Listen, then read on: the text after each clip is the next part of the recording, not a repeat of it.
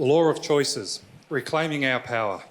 We are both burdened and blessed by the great responsibility of free will, the power of choice. Our future is determined, in large part, by the choices we make now. We cannot always control our circumstances, but we can and do choose our response to whatever arises. Reclaiming the power of choice, we find the courage to live fully in the world. Beautifully read, well done. So is this true? Because some of us would say, I had no choice. Do you lie about other things?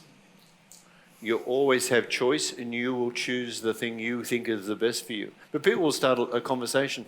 I had to do it, I had no other choice. You had always better choices or other choices. You chose the best one for you. Does that make sense? Got to stop the stories. You are your language. And one of the things I'm going to start picking up on you, and Michael knows this very well.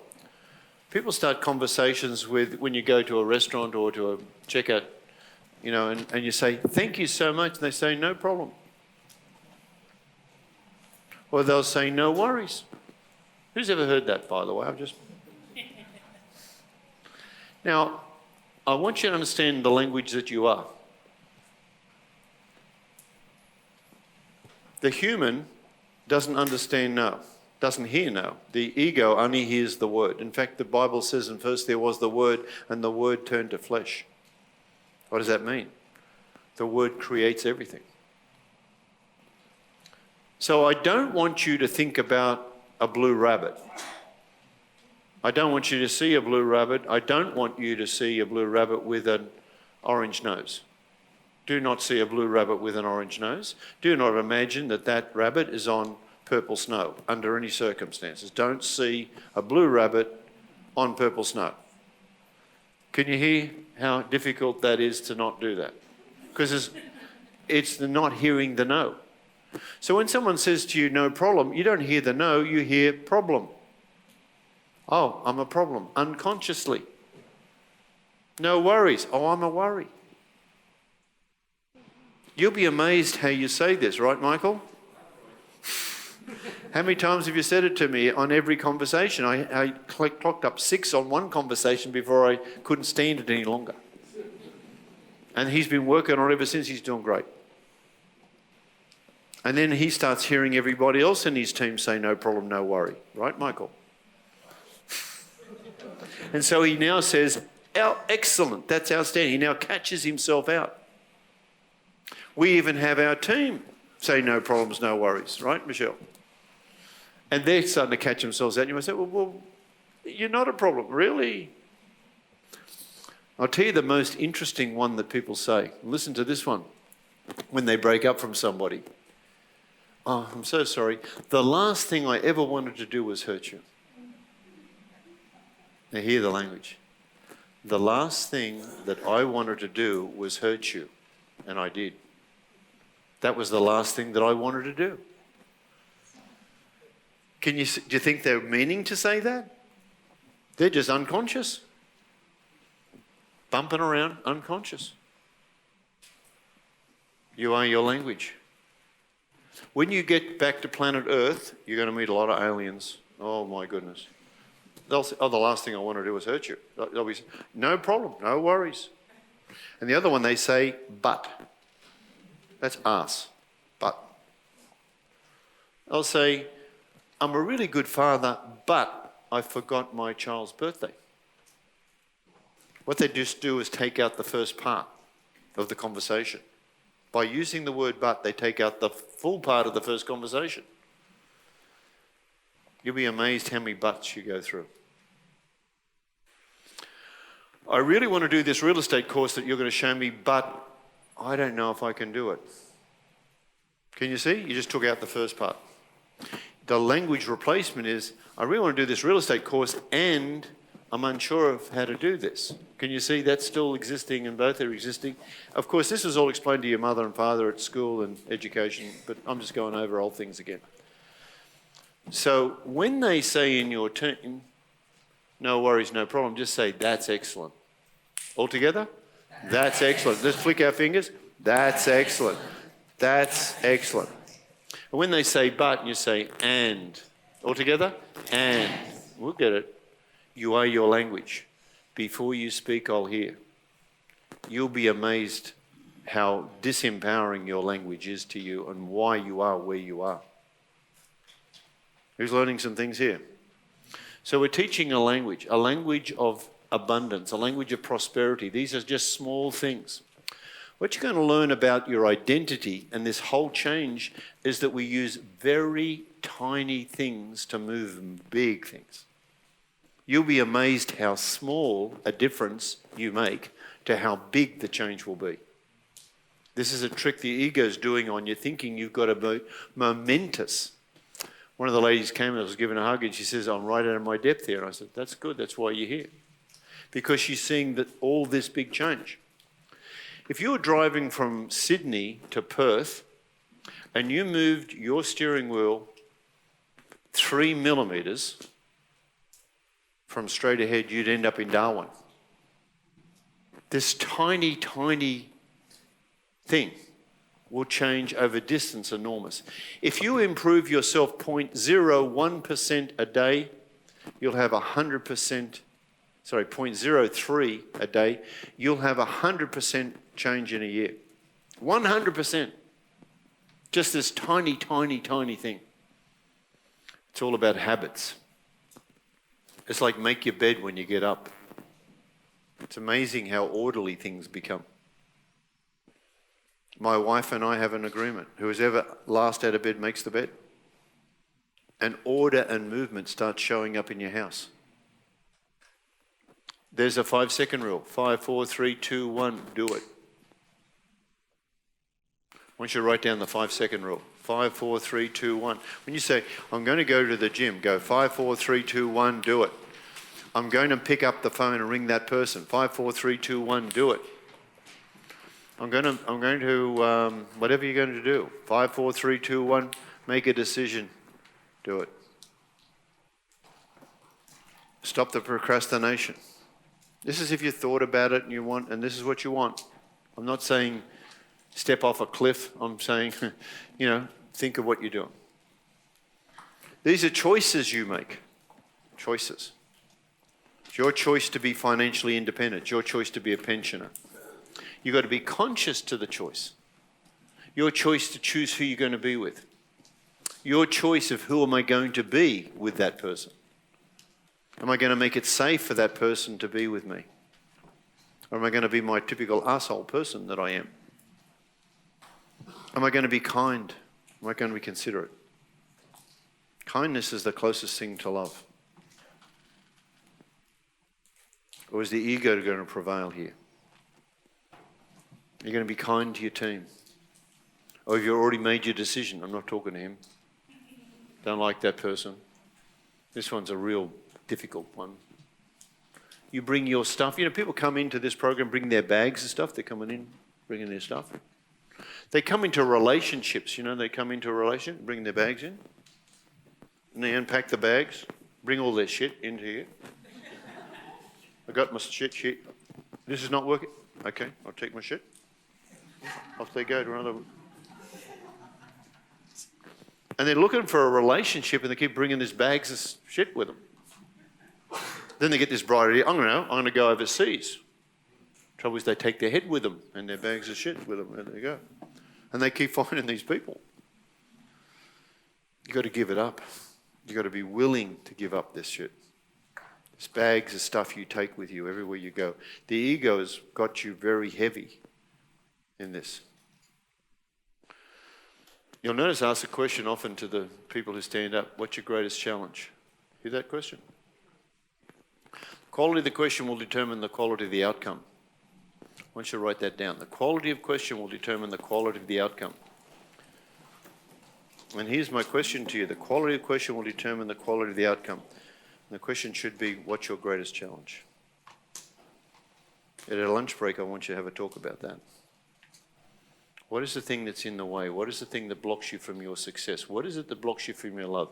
The quality of the question will determine the quality of the outcome. Dumb questions, negative questions will give you negative answers. People ask very dumb, negative questions and just surprised about the outcome. The quality of the question will determine the quality of the outcome. When people ask the question, how come I'm overweight and how come I just can't get this diet? How come I'm just such a bob? And the answer comes back, because you eat like a pig. Oh, okay, I thought I'd just check. You see, that's a dumb question. Ask a quality question.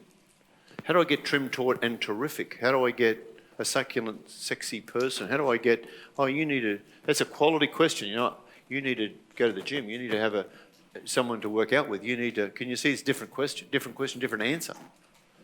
How do I get why have I got all this debt? How come I'm always in debt? Why am I useless with money? And the universe will answer back, you're just stupid. Okay, I thought I'd check, You see, you ask a dumb question like that, the universe will always give you a dumb answer. But if you say, how do I get financially independent? Okay, you've got to hang out with Roy. You've got to hang out with people who are doing great things. Stop hanging out with people down the pub. Stop going to ask the taxi driver or the Uber driver how to get better financially. They wouldn't know. Ask someone who's successful. Never go to a sick doctor trying to get better. And some of you do. Some of you ask your friends who are in worse positions to you for advice. What are you thinking? You're not. You're asleep. They haven't got a clue. These are your friends. You should see what your enemies are doing. Who's learning something here? I know this is very basic, but we're in basic days. Because your ego wants to connect with some useless person. Because they're in a hurry to go nowhere, just can't wait to take you with them. And you didn't even select them, they selected you. Because you had nothing else to do, bumping around. You're going to find some people in this room going to be so powerful for you. Some of you are going to be talking to these people, even though they're not even in your same state. But when we get back to planet Earth, you're going to have a team like this, but they're going to be yours in the real estate transactions, and they're going to be close. And you're going to have a real estate agent as part of your team, a tradie as part of your team. You're going to have a deal maker as part of your team. You're going to have a backroom person as part of your team. You're going to have a money part of your team. You're going to have someone who is good with a counsel and understands that. Can you see? You're going to have a team that you're going to select. And you have A team and B team. A is your buddies and B is your advisors. Now, some of them are the same. Your advisors and your buddies can be the same. You can have a real estate agent who's a buddy and also an advisor. You have an accountant who's a buddy and an advisor. You have a lawyer on your team. Does this make sense? See, instead of sitting there going, well, I don't have anybody, you're going to meet a lot. We have 45,000. However, for some of you showing up, they're not going to want to be with you. Because some of you are trying to get things. I'm going to suggest there's a change here. What are you going to give? In this team, instead of sitting here and saying, what can I get from these people? What are you going to give? What do you bring to this party? How are you going to show up? How can you serve? Does it make sense? Everyone's got things to give, things to serve. And from this, reaping will happen. Nurturing will occur. Cool? Now, right now, we're making a cake. Doesn't look like a cake. It's a big mess. Who remembers their mum making a cake and sharing the bowl with you? Chocolate cake, something like that. Wasn't that good? I remember saying to my mum, she gave me the bowl and I'm looking at it. I said, Mum, you're making a cake? Yep. It doesn't look like a cake. It looks like a mess. She said, well, we're still putting the ingredients in. It's a recipe. And I'm mixing it up. I said, it still doesn't look like a cake, Mum. Because my memory of the cake was in the cake shop. I saw these beautiful cakes and stuff. And she said, well, we're just making the recipe. It's just... And I said, well, we put all the ingredients, we put the egg in, we put the vanilla essence, we put the chocolate in, we've done, looks like a mess. She said, now it's got to go in the pan and it's got to go in the oven and then it will grow. And then we're going to put, icing and then the candles in. It'll be like a cake.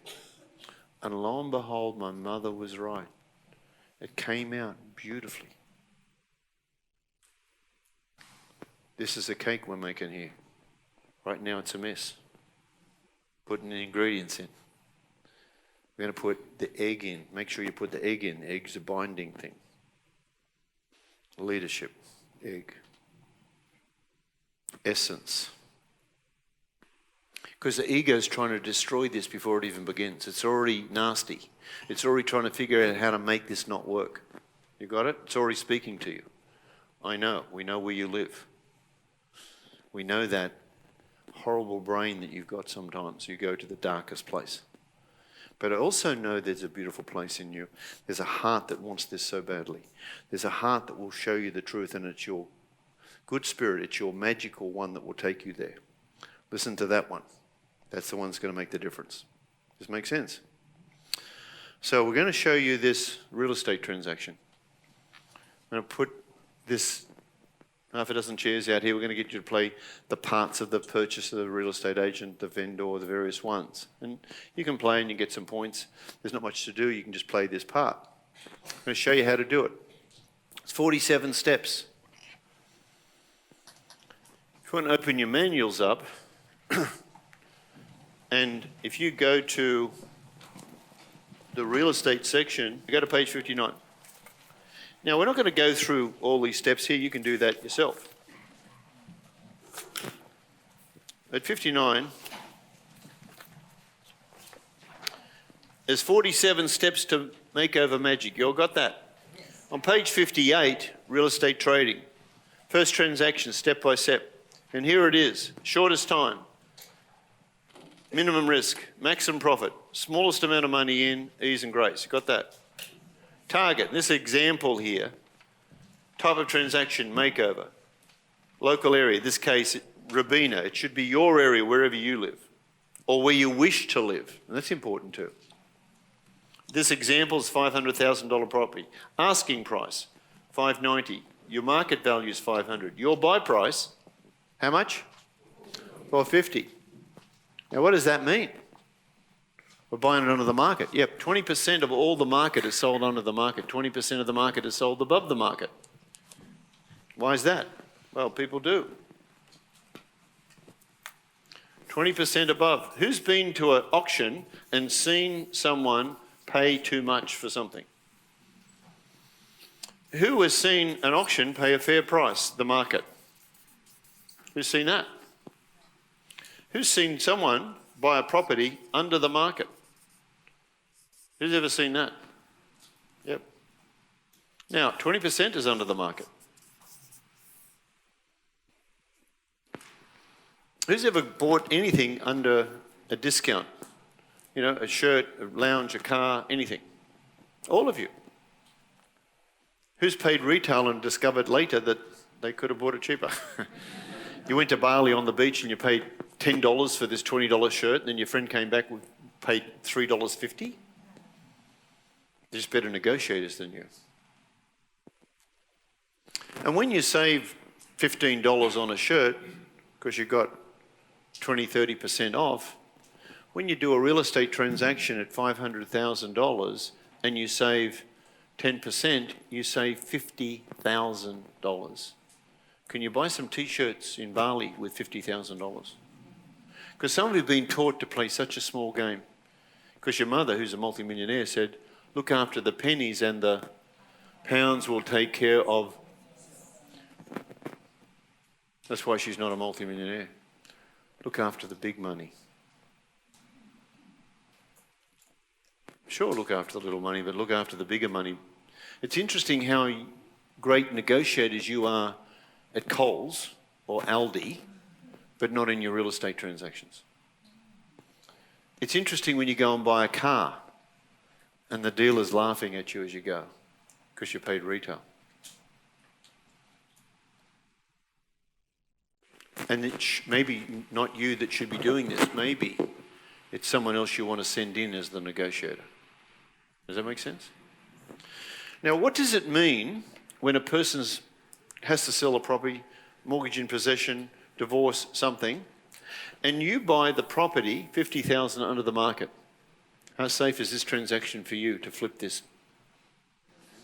And 20%, there's 387,000 properties in Australia alone that are on the market right now. That's 60,000 properties that will sell under the market. 60,000. You're looking for one. Can you get this? And you're going to have a team. Give your buddy a bump and say, you're amazing. And you're going to have $1 million check in your pocket. How exciting is that? And you're going to show you we don't even need it.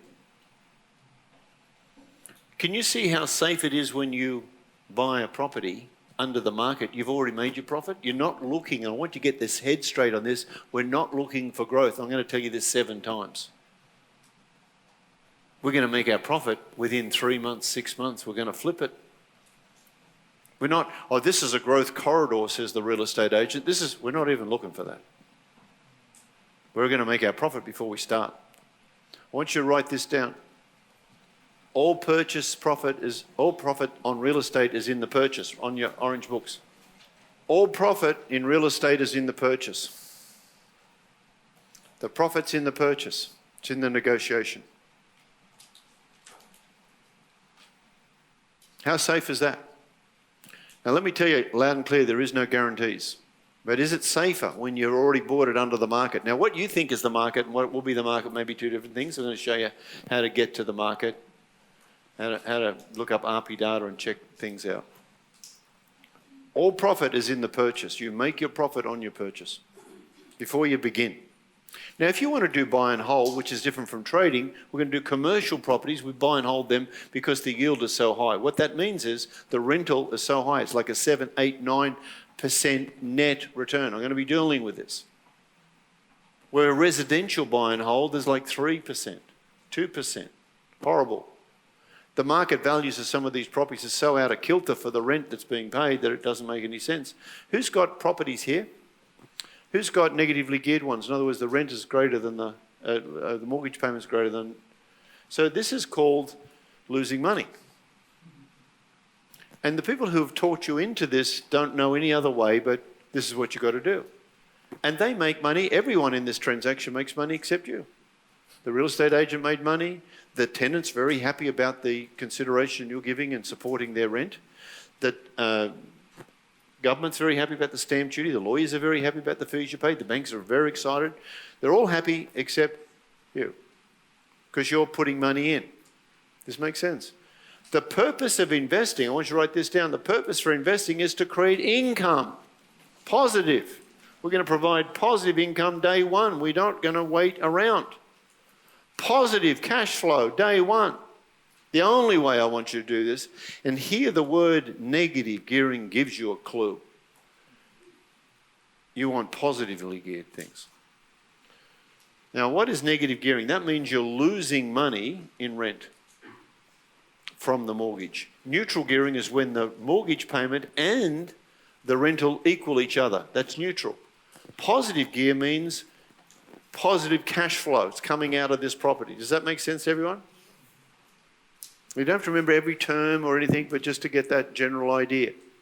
So when you realize that the king has no clothes on, the emperor has no clothes on, because everyone's following the followers. I'm doing what she did. She's bought this property because it's negative gear, but they promise it's going to grow in value someday and I'll make some money. And I get a tax deduction. Oh, really? You get tax? Anyone wants to do negative gearing with me, do it. Just give me $1, I'll give you 60 cents back, as much as you want to give me, and get a tax deduction. This is how ridiculous this is. Ridiculous. Don't lose money. There are 3 rules.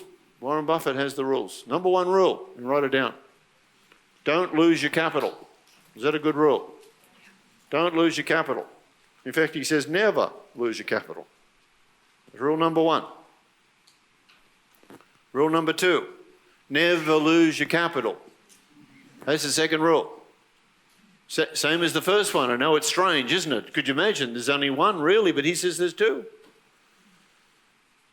Now we're all laughing, but some of you are losing your capital because you're negatively gearing things and you're wondering why you're not building your wealth. So we're dealing with some principles here, yes? I'm going to be dealing with strategies. Don't get too jammed up with the tactics. Principle. Strategy, tactic. I want you to write PST. Principle. The principle is the profit is in the purchase. The strategy is you take control of the property. Control is more important than ownership. Control is more important than ownership. Control is more important than ownership. Control the property.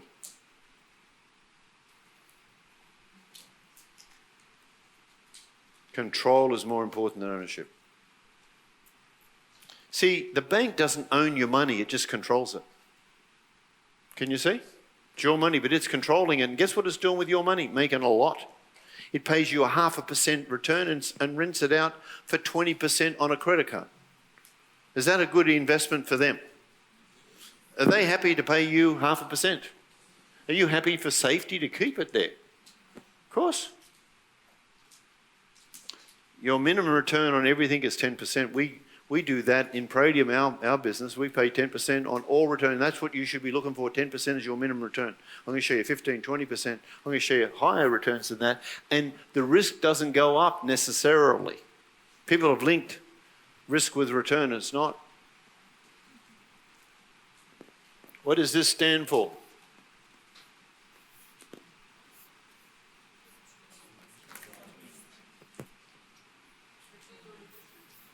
And what does this stand for? Return on investment, return on equity, but you could say return on energy. What's your return on your energy? Bzz, boom, working for money. So this is in your face, yes? And we're going to learn bit by bit. Don't be overwhelmed, just get it. So we're going to make our profit on our purchase. Now, there's some clues. So the first thing you do is never go and buy a property that's a new listing. All take a breath. Why don't we do that? Because they want the highest price they can get, and they're going to do this, and this is what the agents are selling, and that's what they're doing. You want something that failed at auction 3 months ago. Who's learning something? Just curious. Could it be as simple as that? Yes. That's the first principle. You're looking at old things that failed. Can you get, if you knew this recipe, if you knew these rules, could this make it helpful? Because some of you are using a recipe that doesn't work. We're going to look at 100 transactions to find the one we want.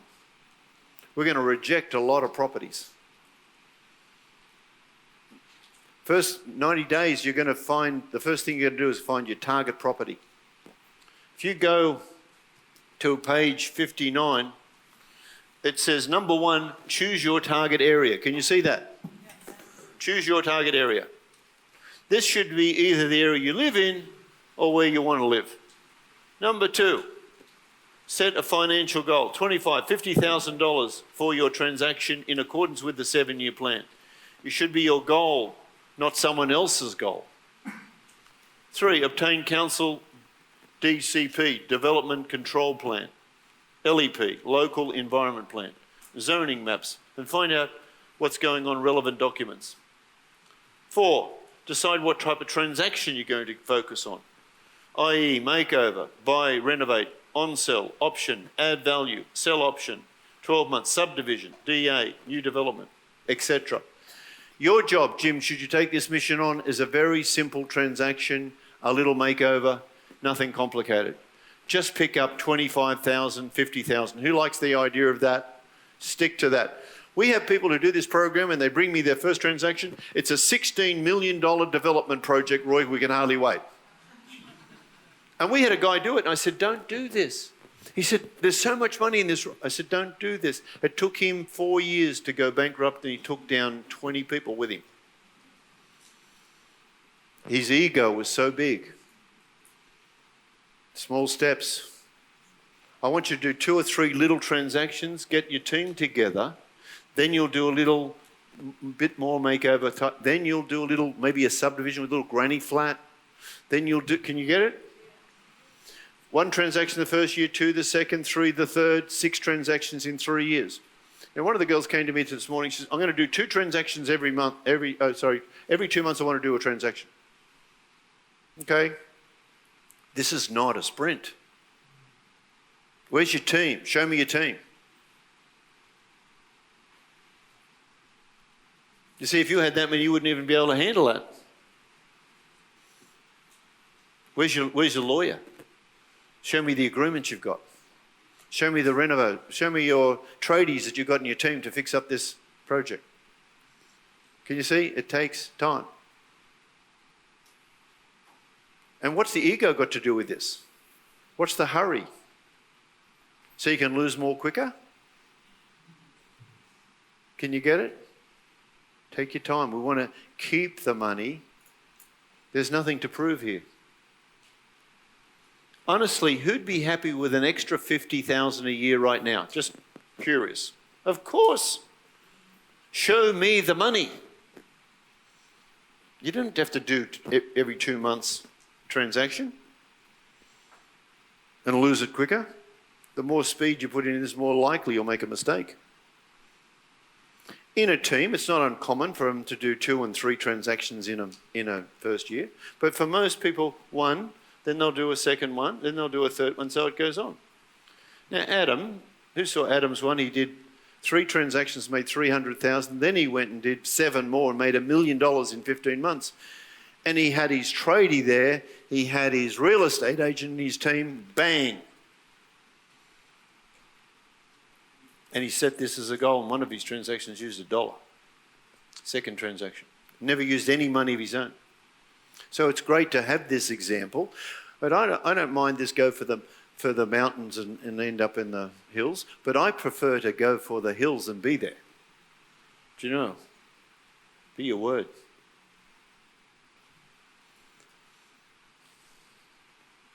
This is not about working as hard as you can to lose as much as you can in the shortest possible time. This is about keeping the money.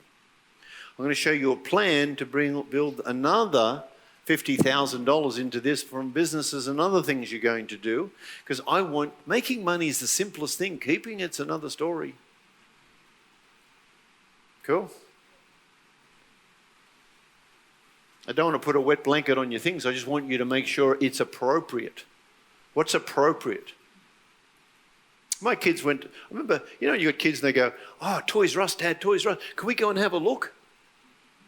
Sure, you can have a look. It's not birthdays, not Christmas, you have a look, yeah? Yeah, we'll just have a look, Dad. You know that one? Just have a look, Dad.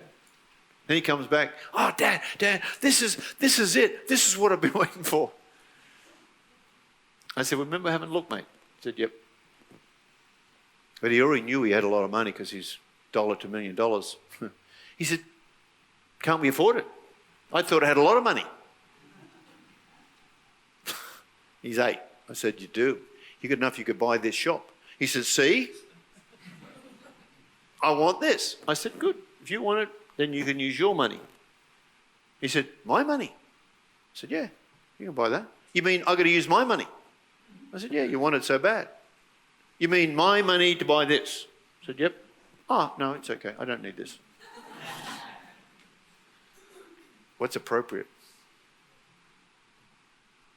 How do you determine the want and need? How do you get the ego out of this to see what's appropriate? We're building wealth here. Some of you are so panicky to get out of your jobs that you do anything. We don't want you to do that. We want to do it slowly, carefully, build it. Going to get to keep it, yes? Okay, so number 5. Start researching it. Choose the transaction. Arrange to receive the relevant emails, the alerts and publications in your real estate area. I'm going to show you some of the things about that. Number 6, build relationships with agents. I'm going to show you how we do that. I'm going to show you my $10 office. Who would like an office? Fully air-conditioned, furniture, coffee, everything's there. $10. Who'd like that? I'll show you that.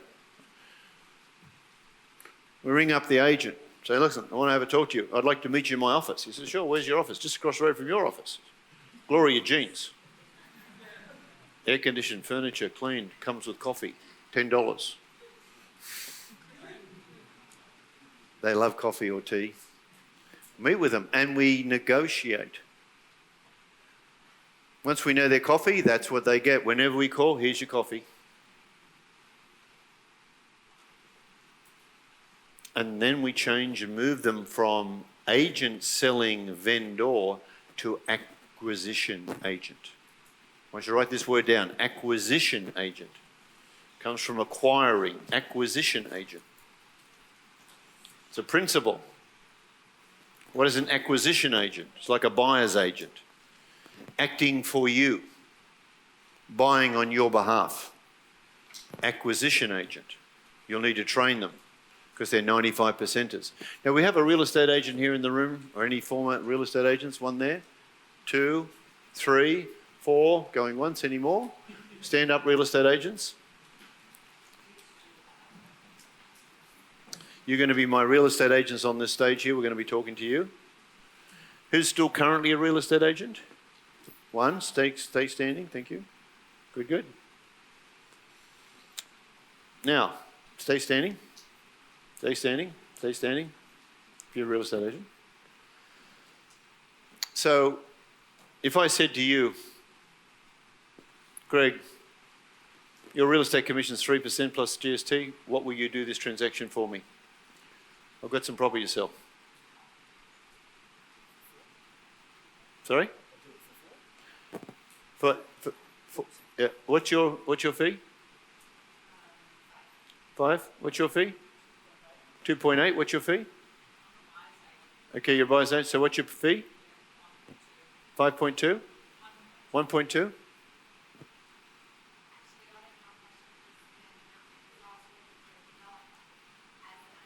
Okay. Yeah, that's all right. That's okay. You can still stand. So what's an agent sell real estate for? What's the normal commission? Okay. Well, if I came to you and I said, look, I want you to sell some property. So you're a buyer's agent, so you don't sell, you sell property? You sell property? You sell property? And I said to you, would you sell my real estate for me? I'm going to fit the price. It's going to be a good sale. You pay 2.8, you say? Would you do it for 2? For what? 2.2. Good. Who here has got an agent down from their 2.83% and got it down? Who's got that? Who's done that? How much did you get it down to, Wayne? It was about that same. It started about 3.4. And went to? About 2.9. And what was the hand up here? Yeah? 1.5%. Yep. Someone else? 1.5. Okay. So, what do you do? A food coach. Okay. And what do you charge for coaching? $75 a night. Listen, arsehole, I'm going to pay you $30. You want this? Because that's what you did with the agent. I'm going to pay you 1.5. Stick up your bum. Can you hear it? This answer says, I'll pay you 4%. Do you think the agent's going to work for us? How keen will they be? Very keen. Who's learning something here? We're going to pay them super money here. You pay 1.8. I'm going to pay you 10% of my profit. And I'm going to pay you 4% for finding the property. How keen is she going to be to work for me? You know, when you ring this one, you ring agents up, the 1.5, you ring up and you say, hey, I'd like to speak to Madeline or John or Fred. Oh, he's on the phone. Look, I'll take a minute. No, I left a message last week. He still hasn't rung me back. And you ring and you ring. Who's done that? When I do a deal with 4% and pay them 10% of my profit, when I ring, I say, hi, is Madeline there? Oh, Roy, she's just on the phone. Could you just write my name, Roy's on the phone, and just see how long she's going to be? So she goes there. Madeline goes, Oh, Mum, Roy's on the phone, got to go. See ya. Hi, Roy. Like, how many Roys does she need? Paying a 4%. You get this? Now that is part of ego letting go. Paying people more at the right place. Who's learning something here? Now, when you get an agent who is an acquisition agent, the instruction is very clear. I want this 10, 15% under the market. You got it. I want my profit before I do this deal. I'm your last buyer. I get agents ring me, Roy, I've got a property. She won't talk to any agent. She's slamming the doors. They're in big trouble. They're 3 months behind. They're going to be repossessed. This is the price you can buy it for. No agency, we just pay them. Done. Now you might say, oh, gee, that's harsh, taking advantage of. Well, no one else is buying it. She wants it sold. She's already got a growth on it. It's already made it 200,000 from when she bought it. Okay, it's all relative. Please sit down, you guys. I had a guy come to me and he said, the team's found a property, was $1.7 million. What's the deal? Well, it works at 1.4, but he won't take a penny under that. I said, okay. And they're really knocking it back. This went on and on and on. We were mentoring this guy. Went to the auction. He was there. Sold for $700,000. He was on the phone. Roy, you're not going to believe it. Where's your team? Oh, we didn't think it'd go that cheap. This happens once a year. Guy picked this up. Very profitable. The profit's in the... How quick does it take you to save $700,000? On your current savings program, how long would it take you? 87 years. Can you get the leverage of this game? You've got to be in the right place at the right time with the right people and you've got to be sitting in the right bus, in the right seat with the bus going in the right direction. Get this? That's why you have a team. Your area. You're going to know it real well. You're not going to be buying in America and in Adelaide and when you live in Sydney. You're going to be buying in your area. So if you look at this, it says your relationship with agent number 6. Number 7, you need to look at over 100 properties.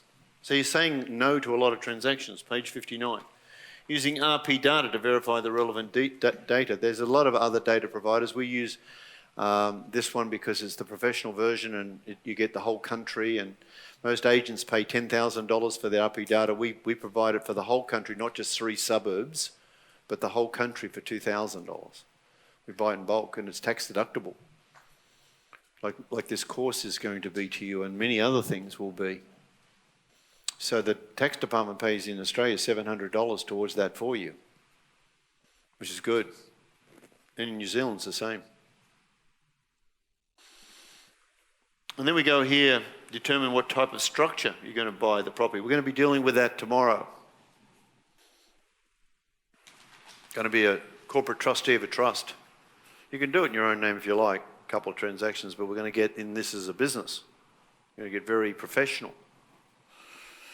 And number 10 is it's important to determine the vendor's motivation. You'll hear people talk about, I'm looking for a motivated vendor. No, you're not looking for a motivated vendor. You're looking to know what the motivation of the vendor is. That's different. The language that you're using is different. What is motivating them? Not, are they motivated? And that'll be a key. The vendor should be informed at all times about the plans and the requirements and DA. And number 12, it's a complicated feasibility. To complete the feasibility, you need 5 exit strategies. Example, sell the option, sell the DA, sale by direction, exercise the option, sale after renovation, build and sell. There's many different ones. I'm just giving you a few. Don't worry about knowing all this, but we all learn. And then number 13 is very important. It says, at this point, stop. Can you see that? Get your red pen out. I want to put a big circle around that. It says stop and consider the financial consequences of the next move. Do not ever commit to a transaction beyond your means. Know your financial commitment and all members of your team. Okay, there's a safety net here. Then we'll talk about the feasibility. We're going to show you a whole lot of things on feasibilities, and you'll see it's part of this program. It's a gift. It's included in it. It's not an extra. You're going to be given a feasibility study. You're going to show how RP Data or realestate.com, how they cross over and how you get this sweet spot to buy this property. If property is your thing, and 60-70% of you will be doing property transactions. First up. Later in this program, we'll show you commercial transactions, which are buy and hold. In our strategy, we're going to be showing you on strategy day how to get out of negative geared properties, how to refinance them, how to redo things, how to structure things, and the bottom line we're going for is you're going to own your own house without a mortgage. Is that good? Yeah. Then we're going to put a mortgage on it, so a redraw facility is going to be tax deductible. And then later in this program on Sunday afternoon, I'm going to show you how to launder money legally. Who likes to get laundering money legally? I'm going to show you how to do that. We're going to have some fun here. You're going to learn things that your accountant never explained to you because he's got desert boots and a cardigan and takes tomato sandwiches to work, and he's a 95%er. Never use ITP to do your tax return. Never go to a sick doctor to try and get better. Imagine Jamie Packer coming in with a wheelbarrow of tax returns to ITP. He would never go to ITP. He might own ITP, but he'd never go and get his tax returns there. They put a magazine called New Idea. Who buys that magazine? 95%ers. Guess what? There's no new ideas in it. Never has been, never will be. But they buy one each month just in case there's a new idea. These are the habits that don't support you. Those gossip magazines, they don't support you. They support your ego. Stop it. Stop it. Stop doing stuff that doesn't support you. It's just the ego having a game with you. Who's following this conversation here? All right, so I'm not going to do any more on this, but I'm going to demonstrate this transaction to you. We're going to do it the shortest time, least amount of money, maximum profit, minimum risk, yes? Ease and grace. Cool. So, we're in a building in Crow's Nest that I bought, commercial building, that was worth $6 million some years ago. And I'll talk a bit about this later perhaps, but I'll buy this for $5 million. I'm going to make $1 million before I start. Does that make sense? This building was on the auction for sale, and I buy these buildings. They're what's called 3-story walk-ups. They're simple buildings for me, and I buy them all the time. And I buy them usually on corners like this one, because there's glass here, glass here, glass here, and a laneway, more glass. And so I put a corridor down here, and every office has glass. That's why I do it. And the reason I buy these buildings for $6 million is there's not many buyers. They're too small for the big guys and too big for small guys. Does that make sense? So I go to this auction, and I'm going to buy for $5 million. There's a few people there, as there is, but they're going to sell many buildings. No one makes a bid, so I start off with $4 million, just to get things going. 5 minutes later, going once, going twice, sold. There's always some smart person. Why didn't you start with 3, Roy? I'm happy with a 4. I'm $2 million ahead. How long would it take you to save $2 million? We sold that building for $11 million. We did it up, held it. And you're going to find a law that your accountants will explain to you, of course they already have, But if you keep it for 18 years, you don't pay any tax on the capital gain. I'll just repeat that. If you keep the building for 18 years, you don't pay any capital gains tax. Of course, that was explained to you, wasn't it, by the accountant, correct? Who's learning something? This is a new law. 27 years ago it came out. But you don't know that. Our accountants know that. Now there's some story about that. And the story is that you've got to have less than 6 million in assets and a few things, because it's not for big players, but it's for small business owners. I'm going to deal with it tomorrow in our business plan, the importance of owning commercial buildings. In fact, there's more money in the building than will be in the business. If you're an engineer and you have other engineers work for you, own the building that the engineers operate, sell the business and keep the building. What business is McDonald's in? They sell the business straight away before it even opens, and they keep the real estate. And the people they sold the business to are paying them a premium rent. And the rent escalates every year. Are they clever? A new McDonald's opens up every 17 hours on this planet. There's 33,000 real estate transactions. Could you learn something from this? And they use the 6 human needs of certainty, variety, significance, love and connection, growth and contribution. We're going to cover this tomorrow with you about how clever they are and the miracle of this type of business. That's in future.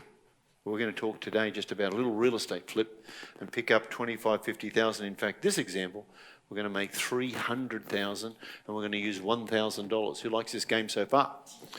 We're not going to pay any stamp duty. Got to watch closely. Don't be thinking that you've got to remember everything that was said here. It's in your manuals. However, I'm going to suggest there's something that you need to do, and that's take notes. Particularly when I say something and you don't understand it, because your mind's on that, I don't understand it. Write it down in a place you can trust, and I'll cover it for you before we leave, and you'll be amazed, we'll probably cover it anyway. Who's ever read a book, and you're reading a book, and then you find you're reading a book, and you forgot what's going on, and you're back here reading this book, and you don't even know what you're reading anymore? Who's ever experienced that? And the reason you've done that, there was a word that you didn't understand, but you just pushed through it and kept on reading. But your mind is back with the word you don't understand. That's why you had to go and read it back again, or even look up what that word is, and once you did, you were cool. You got that? So that's the game that the ego plays on you. It has you not understand something. So that's why I want you to write it down, because you're going to be thinking, I don't understand this. Just write it down. How does he not pay stamp duty? What is the tax here? How did that work? Just write it down and then put your hand up and I'll cover it. Does that make sense to everybody? That way you can stop that and concentrate on where we are. Cool? I want you to focus on where we are, not on old stuff, because it's going to have a simple answer. Is that okay? All right. So, next door to this, or down the road, in Wheatley Street, there was a house for sale. It was some time ago. It was 608,000. On this example, I'm going to use 600,000. Just could be $1 million, doesn't matter where it is, depends on where you are, but that's that particular price. Don't get too bound up about must be this, must be that. Wherever you live or where you want to live will be the price you're going to be working with. In any suburb, in any country. And we have some rules about this median price. And it's called 10% above. My maximum on that can be 660,000. If that's the median price, I can only go 10%. In other words, it's no good putting a tennis court in, swimming pool, and try and sell this for $1 million if the area is a $600,000 area. Does that make sense? So there's some rules, I'm going to show you these rules, but let's stay with this. If I was going to do this transaction and put a townhouse on the back of it and subdivide it, I'm going to spend another $200,000 to build that, $50,000 in architect fees and engineering. I'm going to spend about $150,000 worth of holding costs, which is basically interest on borrowing this money to build it, or my own cash, which is money. And I'm going to spend about I don't know, $30,000 in real estate charges, and so it goes on. So in this little exercise here, I've got $1 million. Can you see it? And to do that, I'm going to need at least $200,000 to $300,000, because I've not only got to put the deposit, I've got to pay for these holding charges and what's known as soft costs, that is engineering and all that, a lot of money. In fact, to do that transaction is going to take me 2 years, because it's going to take me a year to get the DA through with council and the people whinging and carrying on, and it's going to take me time to get the builder done. The builder will build it pretty quick, because it might only take 6 months or less, but then I've got to sell it, get the money, because I don't get paid till it's over. Does that make sense? And 2 years to handle this and all this cash. And by the time I get there in 2 years, it could be pilot strike, concrete strike, financial crisis. Who knows? I'm going to do this transaction.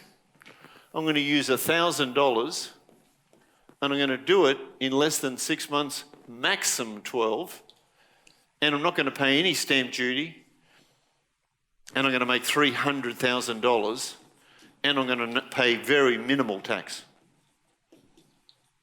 I don't know about you. Which one would you prefer? Shortest time, maximum profit, least risk, minimum cash. You got it? This is 95% land. This is 5% land. It's going to be miraculous. Is it easy? No. Is it simple? Yep. Watch closely.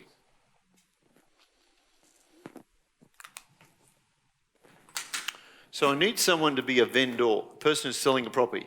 You don't have to be, if you've ever done it, that it would be good. You're going to earn some points for your team. It's up to you.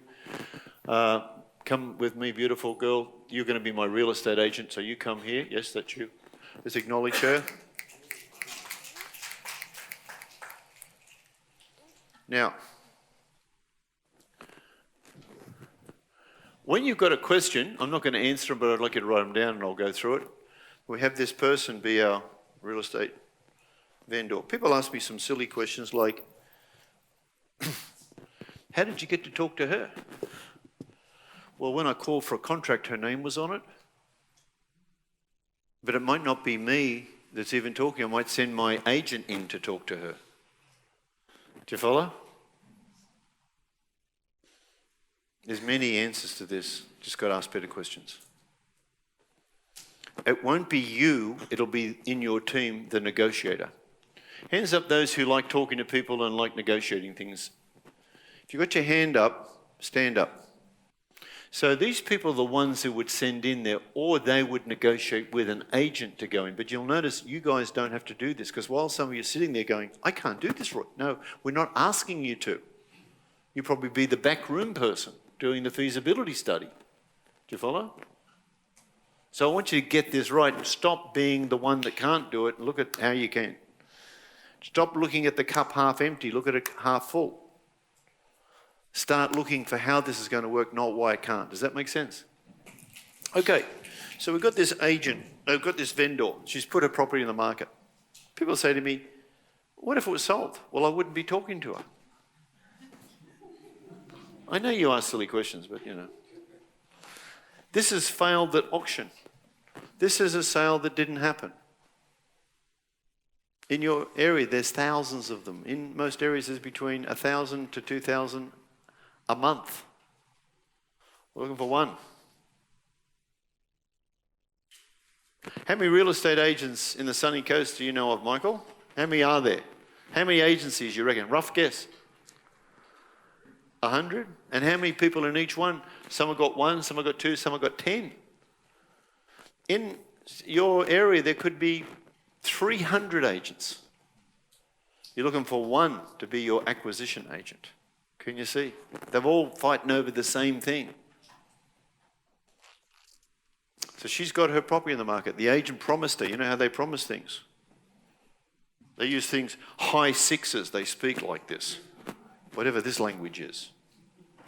After you've signed up with a 90-day contract, then someone else comes like, who is this person, saying, look, the market's telling us that it's sort of mid-sixes to low. Oh, that happened pretty quick. Like in 2 weeks. Who remembers stories like this? Agents sometimes tell lies. Sometimes. So she can be pretty pissed off about the agent already. My first conversation with her would be, I want to buy your property. How excited is she at this point? Who would you rather be, the seller at this point or the buyer? What do you think? The buyer's got all the power. She's got power, but I got more power. She can't do it without me, I can't do it without her. So I say, how much do you want for this property? And she says, $650. $650. And I go,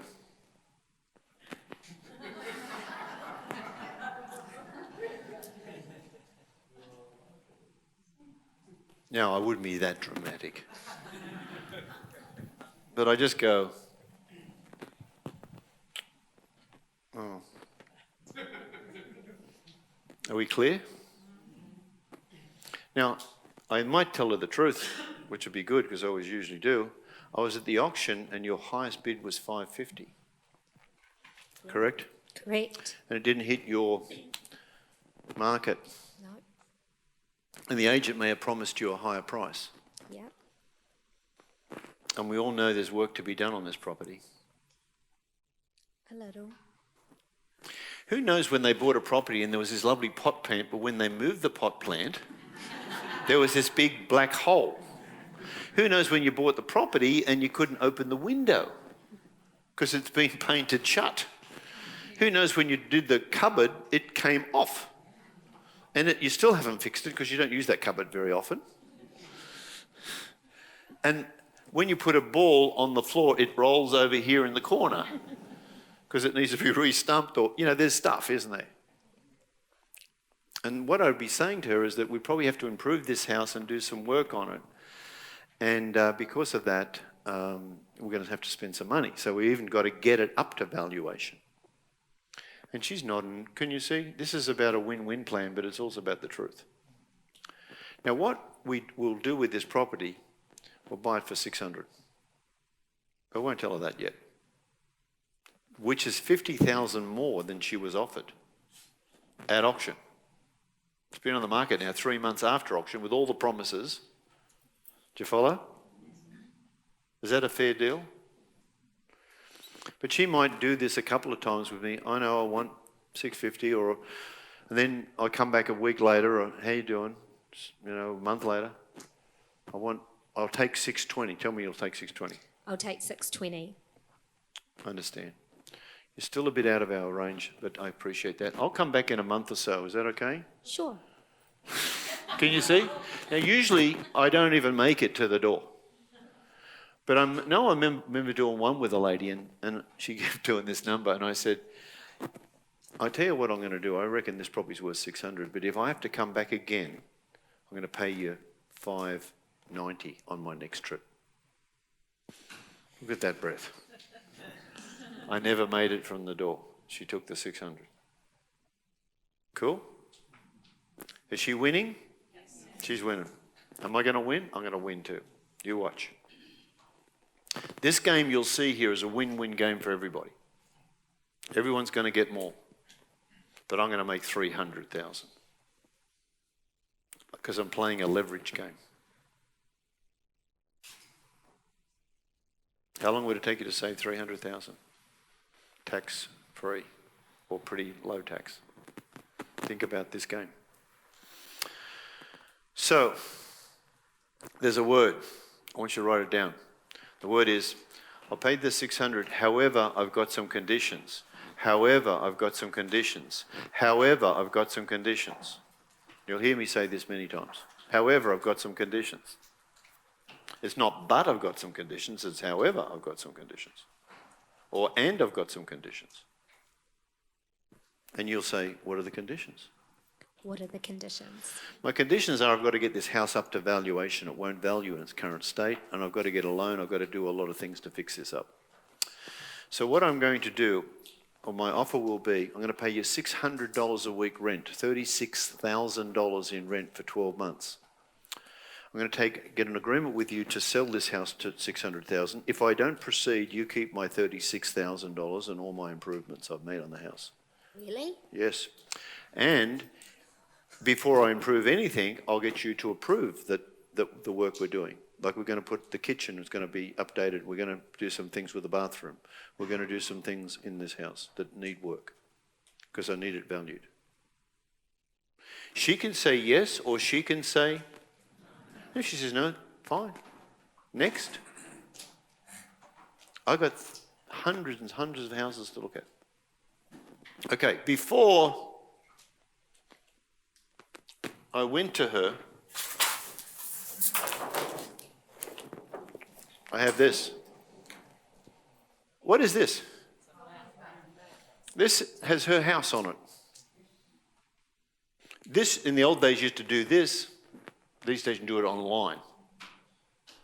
I know everything I can do in this house before I get there. I know how big the land is, and if it's more than 450 square metres, I can subdivide it. I can put a granny flat on it, and I can put it on without the council approval. New law. Who knows you can put a granny flat on a house without council approval? Who knows that? Some of you. This law came out in 1989. The council hasn't told you because it was a state legislation. The best ones are 650 square metres. We're going to give you all of the technology around what to look for. Corner sites are great because they get access from both sides. My mother said, never buy a corner site. And I said, why is that, Mum? Oh, you pay double rates. My mother had no idea. You can come in here, you can come in here. Can you see? Next door, if I want to subdivide, I've got to do a battle axe. This I can do with a 900 square metre. This has got to be 1,200 square metres to get rid of, because this is known as land I'm building on, even though it's a driveway. So I need a piece of bigger land than the corner block. RP data, you can drop into your thing, give me all the corner blocks that are 800, 900 square metres, and it'll print out 3,000. Can that be helpful? Because not am I looking for this particular lady here who's selling her property, guess what else I'm going to look for? All the rentals that are on the market for rent. I can double the number by rentals. Not just for who's for sale and failed, but who's renting. So imagine she's renting. She's the owner and she's renting the property out. And I come to see her, or I send my negotiator in. I say, hey, I want to rent your property. $600 a week. It's empty. Cool? However, I've got some conditions. I want to buy it. Tell me more. I'll pay you $600,000 for it, and I'll pay you $660 a week rent. For how long? 12 months. Sounds like a reasonable deal. Now, she could say yes, she could say no. If she says, well, we're thinking about selling it, she just saved the real estate agent commission. Can you see? It could be a win-win. So here's the deal for all the people renting. Never rent a property without an agreement to buy it, an option to buy it. An option is a right, not an obligation. Who's learning something here? Never rent a property without an option to buy it. If you want to flip that property, and you can get terms and conditions. We just did one with an option to rent 12 months. We just got approval for a granny flat at the back. Increased the value by $150,000.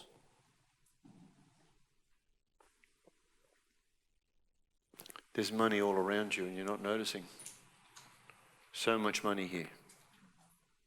But of course your mother and father explained all this to you when you were 14, so I'm just going over old stuff here. Hear the leverage of this. I want you to really get the magnitude of what we're going to do here. It's very powerful. She can say yes, she can say no. You know those great, supermodels? I don't get out of bed unless I get 50,000. I don't get out of bed unless I get 100. I'm not even a supermodel. I'm looking at the transaction, I'm making my profit before I get out of bed. I'm going to do it within 5K where we live. It's good. Good. And she might want to talk about it. And I say, go to your lawyer, make sure, I'm going to give you the documents, what you need to do. Your lawyer, will need to explain that to you. He's more concerned or she's more concerned about his own survival. Your agent's not going to be happy about this because they're going to have to wait to be paid their commission. Oh, I wouldn't sign that because, I've got another buyer. Who's the agent working for? Themselves. Who employs the agent? The vendor. Who pays for the agent? The purchaser. Altogether, ooh. Because the purchaser pays all the money, including the agent's commission. People don't notice the vendor thinks they pay, but the purchaser pays because they pay the total amount. So we've got an agent working for themselves, employed by someone else and being paid by someone else. Can you see the difficulty here? There is no conflict of interest, hello? And often we'll go to the agent and say, we're doing this deal on this option and stuff. Look, we'll pay you 50% of commission on exchange. They go, it's a great deal. We think you should take this. All of a sudden, turncoat, bang.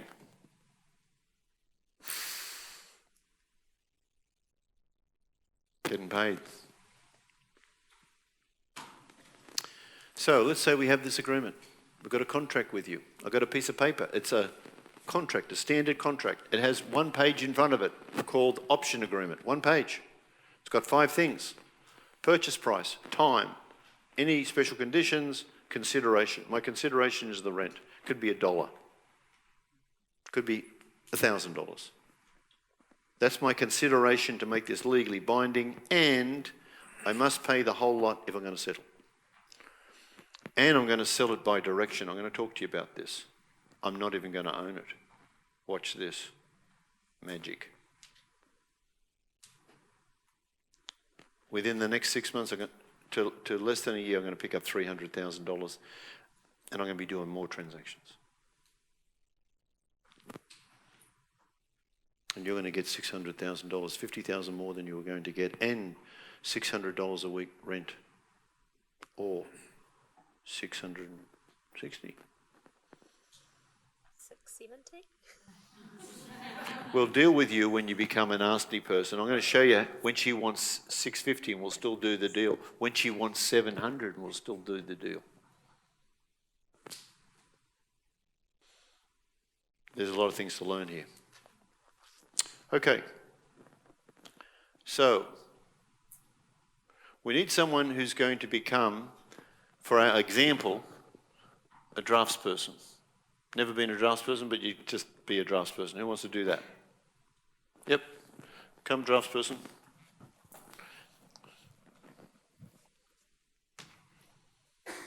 She's a draftsperson. What's a draftsperson? They're like architects.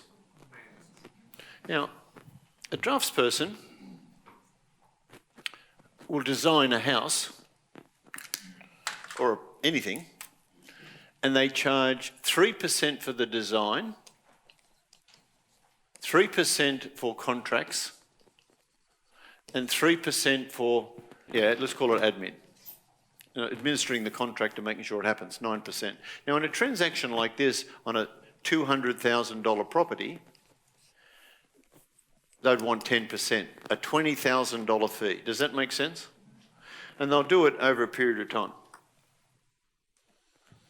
We don't want contract, we don't want admin, we just want the design. We want this approved. 3% of this is $6,000. Is everyone okay with this math? That's the fee. And they'll do it with a computer and they'll do it in a couple of weeks. They'll get it into council. They know that it can be approved. They already know that. Watch how quick she answers yes. What's your fee? $6,000? Yes. I'll pay you 12. Yes. See how quick? However, I've got some...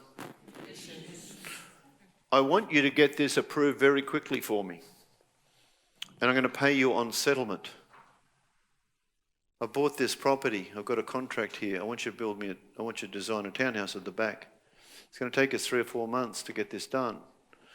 When it gets sold, I'll pay you. If it doesn't get sold, we won't. Yes. I had an architect here who came into a room like this and never met her before in my life. I just got her to come. My wife and I, Katrina, used to walk with our dogs to the pizza place around the corner from our office, and I saw her little card in there, and I brought her into this room like this, but down in Sydney, and she thought it was sale of the century. And I said, would you do this? And she thought for a bit. She said, yep, for 12,000 I would. I said, how many of those can you do? She said, I can do about 3 or 4 a year, but the others I need to get paid as I go. I said, good.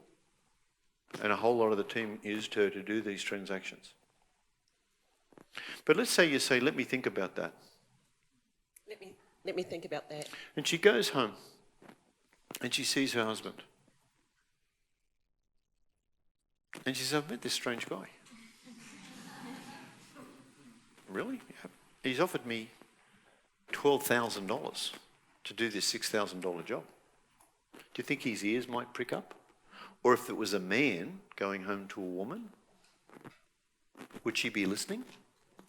Because she's thinking new lounge, she's thinking new car, she's thinking Bali. Is she thinking different things? So she said, tell me more. Well, he's got some conditions. What's the conditions? Well, I've got to get it through. Will you get it through? Oh, yeah, he's not, trying to make it difficult. He says, just design it to fit the block. He's not emotionally involved. He's going to flick it. And he'll wants to pay me when I settle. And when he settles it, and will that sell? Oh, those townhouses sell all the time. They're high demand, that area. Is he going to price it well? Yeah, it's going to be priced well. He's already told me the price is good. So he says to her, or she says to him, you go back right now and see that nice man and get this filled in, and we give you a letter of confirmation. So what we've got now, we've got a person working on a transaction for us with no exposure. Can you hear it? Unless we make a sale. Now, I don't mind paying him. I'm just showing you how to do this deal without using any of your own money. And how many of these are out there? Stacks of them. We're paying her double. Do you think she might be keen to do it quickly? Hey, Roy, we've got the approval. We've got it done. Did it good. Does that make sense? Where's my real estate agent? Real estate agent, come here. So we're going to get a real estate agent. And as you've learned with our real estate agent, she's going to negotiate and she's going to talk to us about a fee. And the fee could be 2.8%. And she comes and sits down here. Boy, I just got a question. Yeah. So I need to get this done as the drafts president in 3 to 4 months, but the deal is going to take Up to 12 months. And you'll get paid $12,000 when it does. 12 months away. Yeah, but it could be 6. Depends how quick we sell it. And here's the agent. Give this to her. So, 2.8. We'd like to pay you 4. Excellent. Excellent. See how quick it is? Excellent.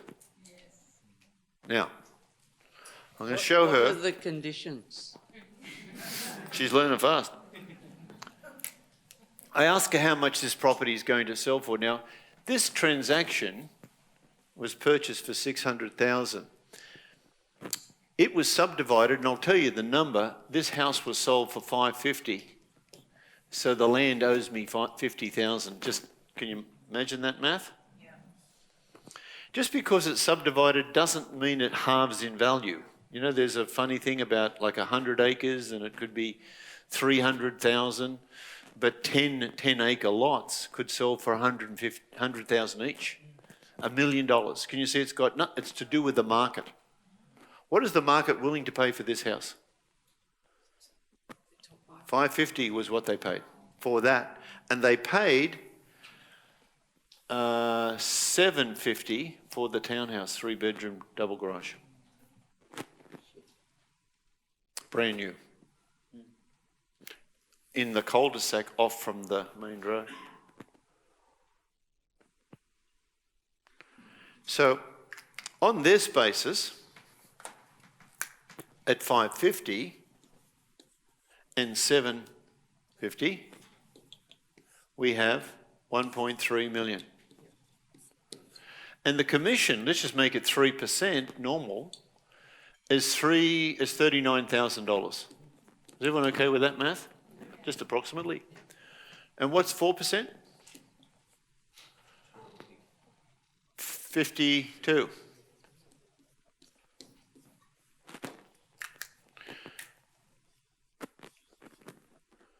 Now, I'm saying 3%, she's 2.8.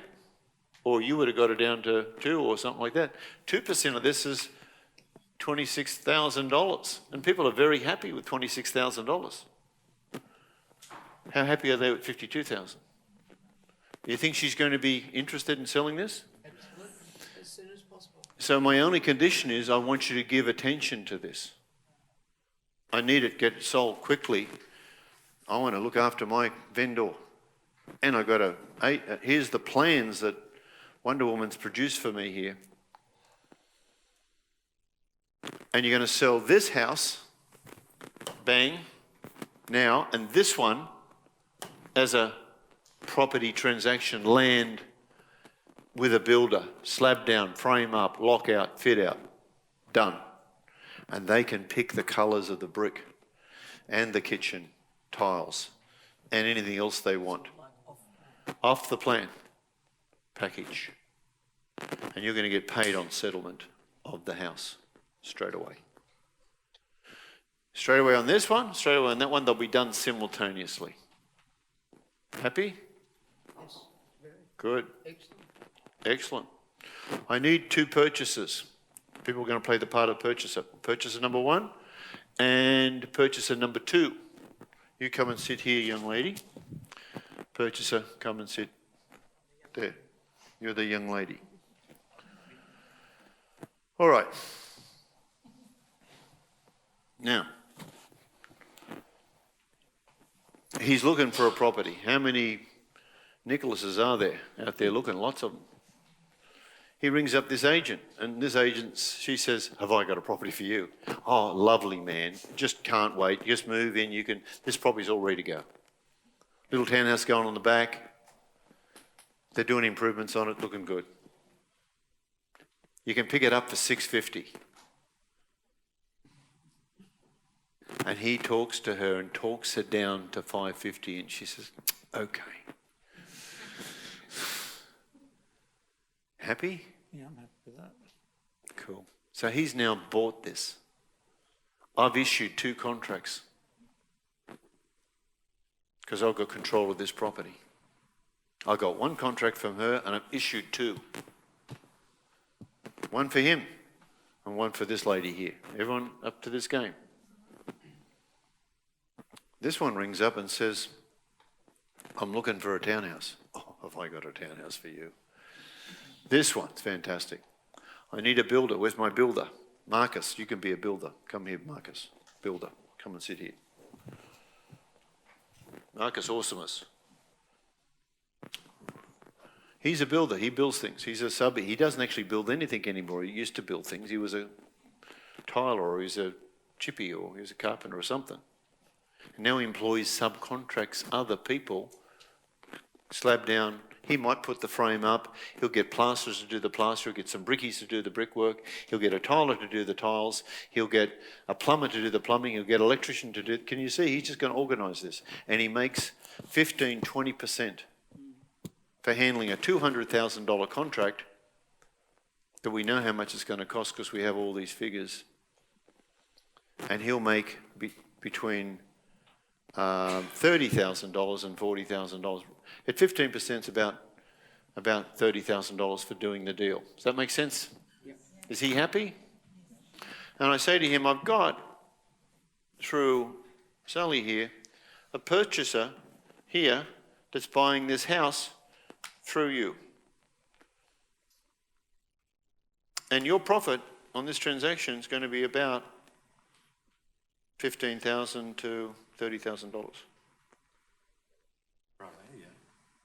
How would you like 60,000? What's the catch? Love these people when they talk dirty like this. All people who do jobs want to do something else.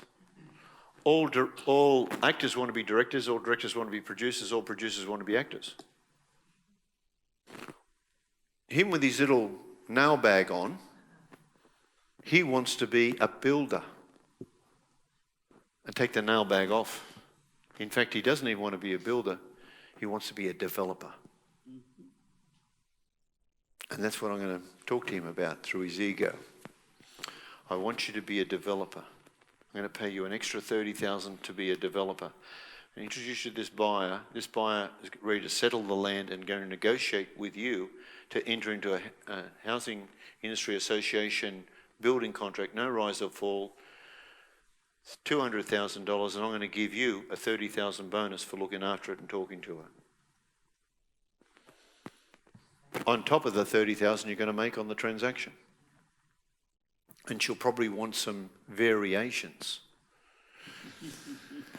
Because in the contract it'll have white Johnson tiles and she'll want these Italian job that she's got in mind and she'll want to open up this thing and you'll be saying, we can do anything like that, it just costs an extra $1,000, it costs this, it costs that. You know how it goes. Does that make sense? It makes sense. And if he says no, next, how many builders can I talk to? All I've got to do is get a fair price that he wins. I'm not going to talk him down on his money and make it tough for him because he's only going to do one or two things. He's either going to go bankrupt or not pay his contractors. This is going to be a win-win plan, but I'm going to give him a bonus because I don't want to be talking to her. I want to be off on a cappuccino having with my children on the beach. In fact, I'm going to settle this as soon as she settles the land and enters into this contract. Everyone's going to get settled here. Is this making sense?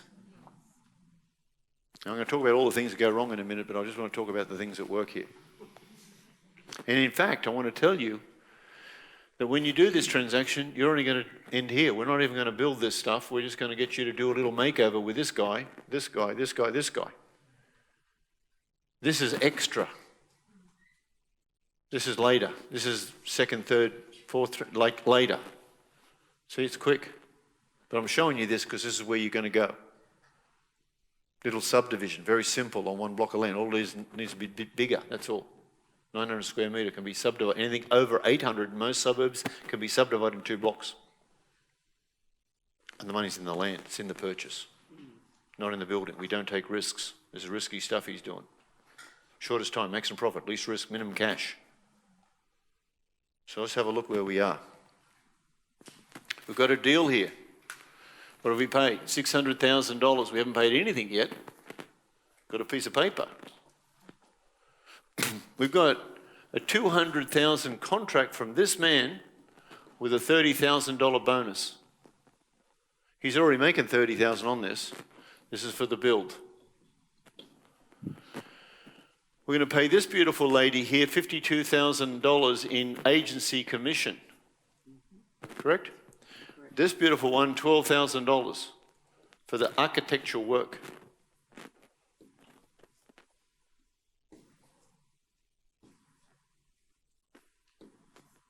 Is that correct? Yes. On top of that, $36,000 in rent. Correct? Yep. 9:30. Cool. Okay. Now, before we go any further, your multi-million-dollar mother and father told you some very important things. They told you all the things. One of the things they told you was rent is dead money. Remember? What do we know about 95%ers? Not to listen. Don't listen to them. They very rarely know anything much. But they're just like, who heard position, position, position, location, location? This is also wrong. You pay a premium for location. Yes. When I bought this building here, for $4 million, it was in Crow's Nest. You can go on the corner of Chandler Street and Willoughby Road, Crow's Nest. You'll see our building there. In fact, our accountancy practice is in there. I also bought the building across the road. And I bought it, and it also had a laneway. If you look at it, $4,080,000, and there was a reason for the $80,000. I sold it for $7.35 million. You can look at that up in RP data. Is that an interesting profit? So I bought this one, bought this one. Now, why am I telling you that? Is that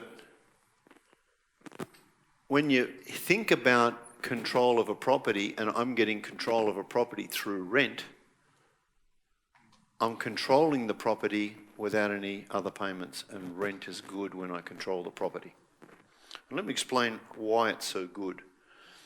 Is everyone clear that on this transaction, I've now got $1.3 million worth of property? I've created it. I had the original house, then we've created a design which will be future built. And what am I paying for this? Rent. $600 a week.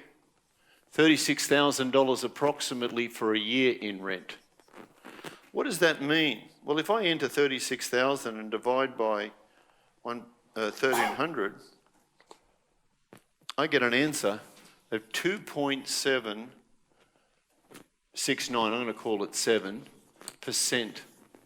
Now, I just want to be slow here for a second. What I did was, I used the rent against the value that I've created. This rent buys this. So I want you to think this way. Big step.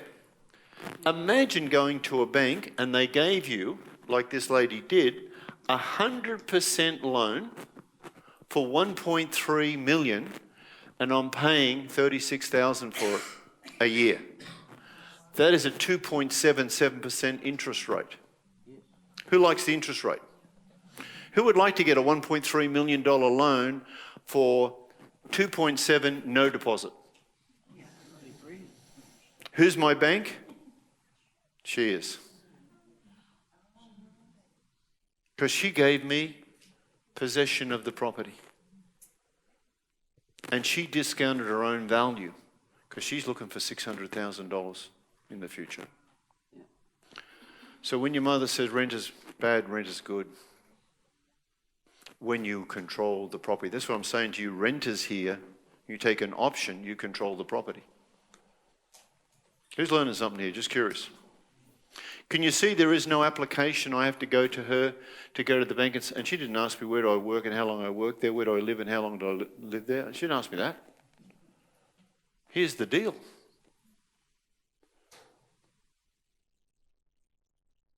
Does this make sense? Is it easy? No. Is it simple? Yep. Do we have to do a number? Yes. 100. Because people, I don't want to do the deal.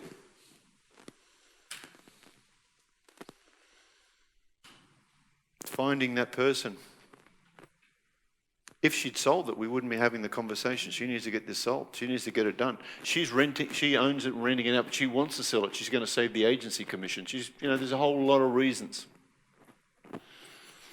We did a deal with a guy called Harry Chirolambis. I'll never forget this one. It's in Collins Street in St Ives. The person wanted $2 million for a block of land. $2 million. Areas of land. And it was a battle axe block, like this. The houses here, houses here. 2 million. We knew it was worth 1.7, but he wanted 2. Worth 1.7. We're going to pay 300,000 more. No one wants to buy this. We go and have a talk to him. We got through 5 houses in here. Took us 2 years. We took a 2-year option and paid him $2 million. He was so happy. We made $500,000 using no money of our own. How'd it work? We found out what was motivating him. His daughter needed to be in school for 2 more years. Didn't want to move. What he wanted was this dinner party conversation to tell everyone that he was right and everyone else was wrong, and he got his $2 million. And that he was happy to be there for that 2 years whilst his daughter was going to that school, and when he sold it, he was going to move to the country with his $2 million. Can you see it's not motivated vendors? What's motivating the vendor? Once we knew that his daughter was at school and she didn't want to disrupt that higher education and wanted to do it, it's a win-win plan. Does that make sense? I want you to tell you another thing, and this can be all over your head, and we're going to give you a head rest in a minute. Don't try and remember any of this that I'm showing you. Don't just forget everything. We'll get to the bottom line in a minute. But I want you to understand the value of money. What is $2 million worth? You heard me talk about 10%. Remember that?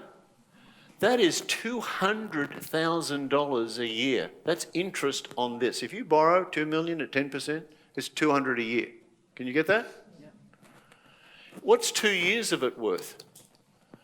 $400,000. I've got his property for 2 years, no interest, with an option to purchase it for $2 million. It's only worth 1.3. So what's the interest I'm paying? 300. What would it cost me? 400. Am I ahead? Yes. I'm ahead by 100. But see, you've got to see the win-win of that. You don't need money, you need better ideas. Here's my bank. And if I use the bank to do this $2 million deal, I'd need $600,000 deposit, plus stamp duty, plus legals, plus this, plus that, and payments all the time. And there's a cost of money as I'm paying it out. Whereas I don't pay this out, I pay it at the end on settlement, not weekly payments.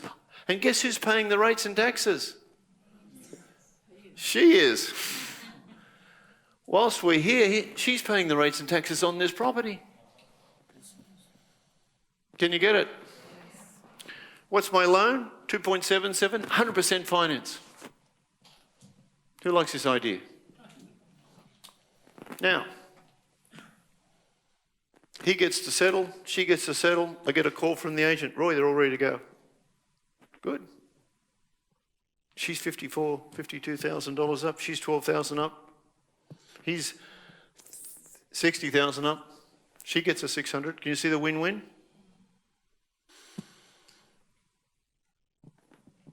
But wait, there's more. Steak knives. So we say to this guy, through her, because I'm busy having cappuccinos, would you like to move into this house and start getting ready while we're doing the subdivision? You can clean it all up, fix it. It's only $650 a week rent.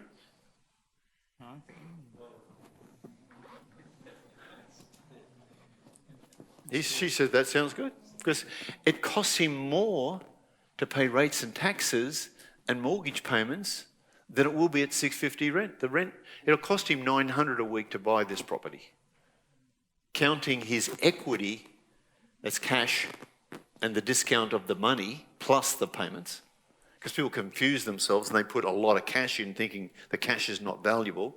That's called discounting your own capital value. It's worth money and we know it's worth 10%. So whatever cash he puts in, we just use a 10% calculation. But let's say you just put minimum deposit down, you've got to borrow a normal loan, pay the rates and taxes, it'll cost him $900 a week. He can have the house for $650. Take it. And he can do it up and get it done while we're waiting for the subdivision. Can you see?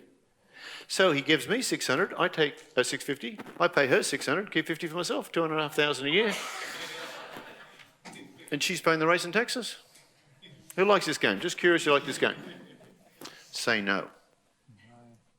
Watch how quick he says yes. I was going to say yes. Sounds good for me.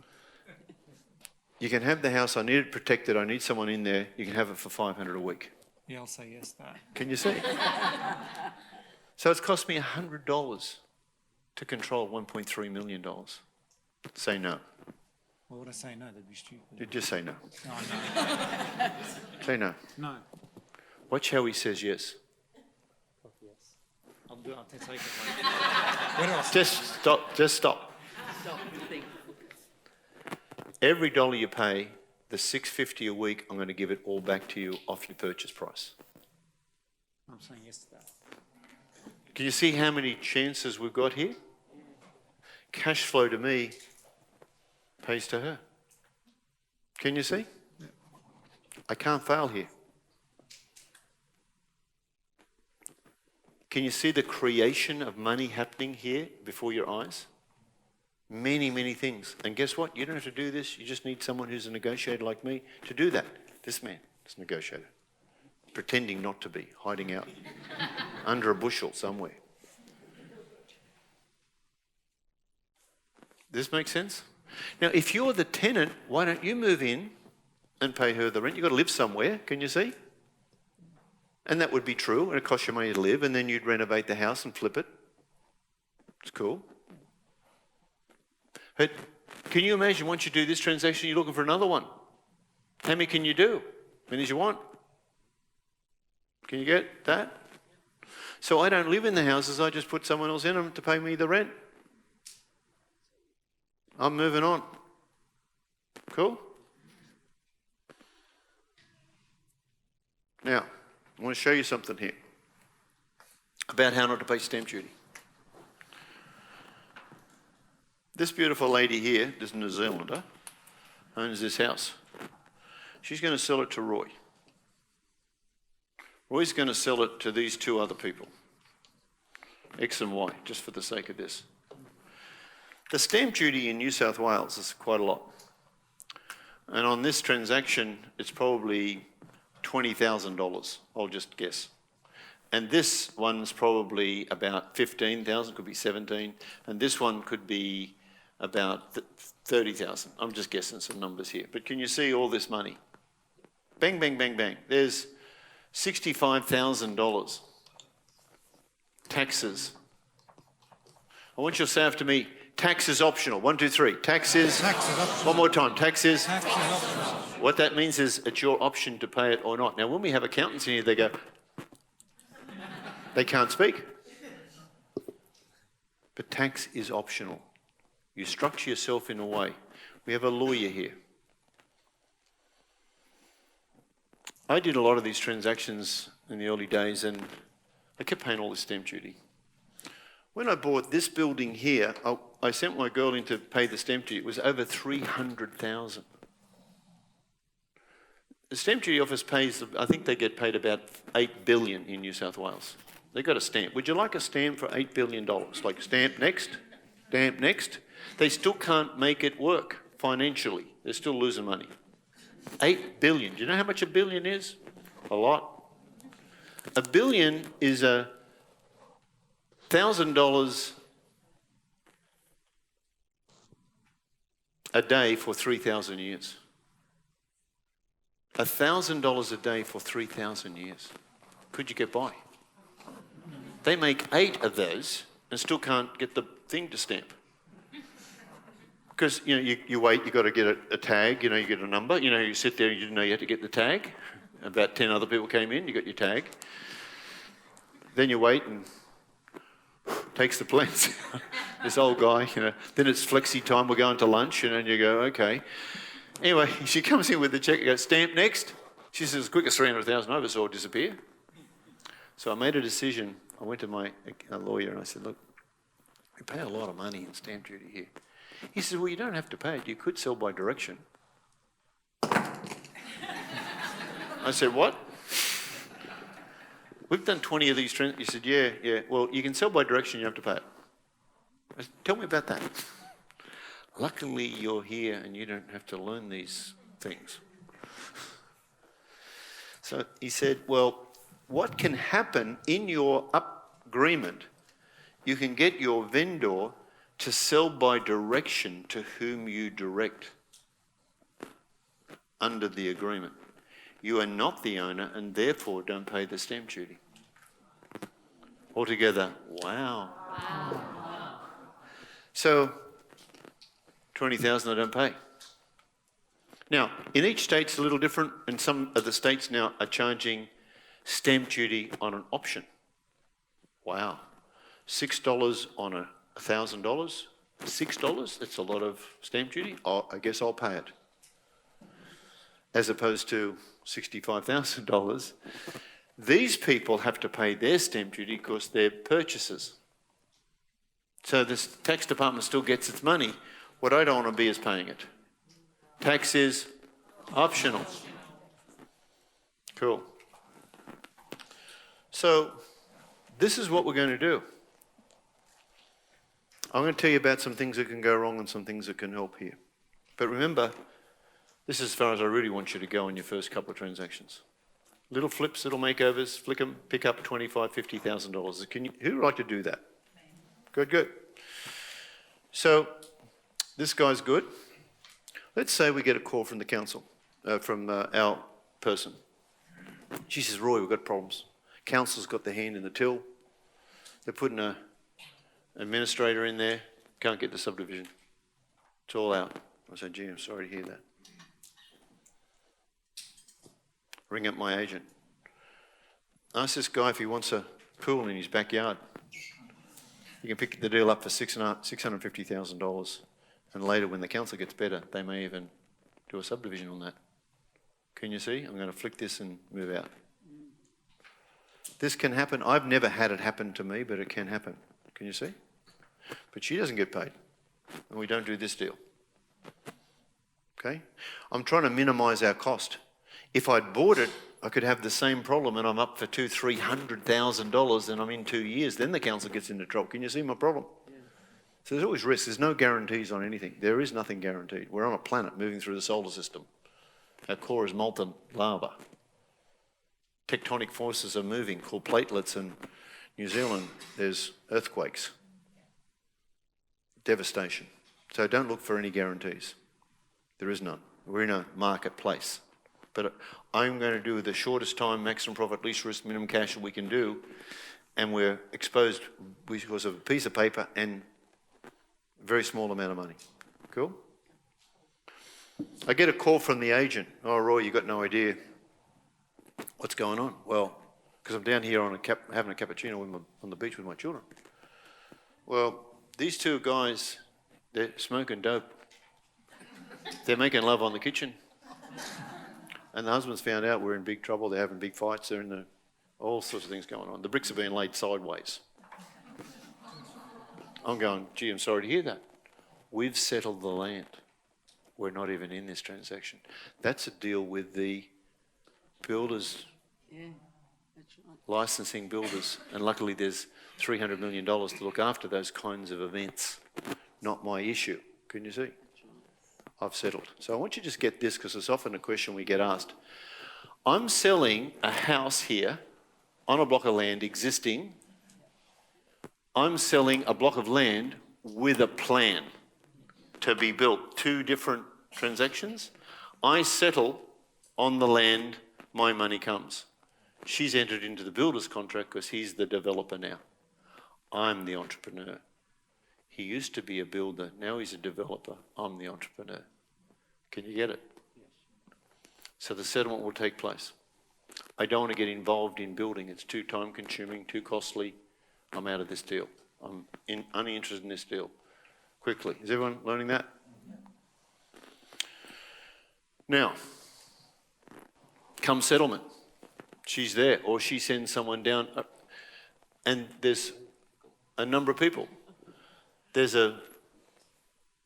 my lawyer, her representative, her lawyer, their lawyers, often two, acting for the purchase, acting for their mortgages, for her lawyer and the mortgage lawyer, my lawyer, a lot of lawyers.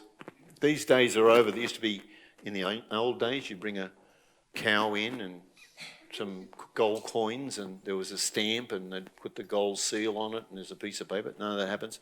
They send young agents into this. They're usually young girls and the musical chairs start. Her agent shows in a document called title, but they don't even have them nowadays. They just send a document to say it's been transferred.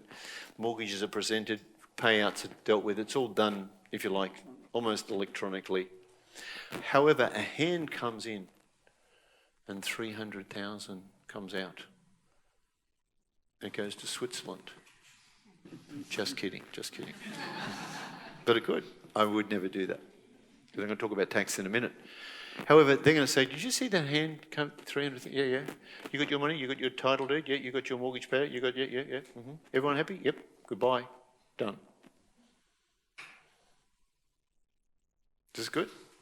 I'm on the beach having a cappuccino and they bank it in my bank account into a corporate trust. Cool? Yeah. Now, this lady's got $12,000 check.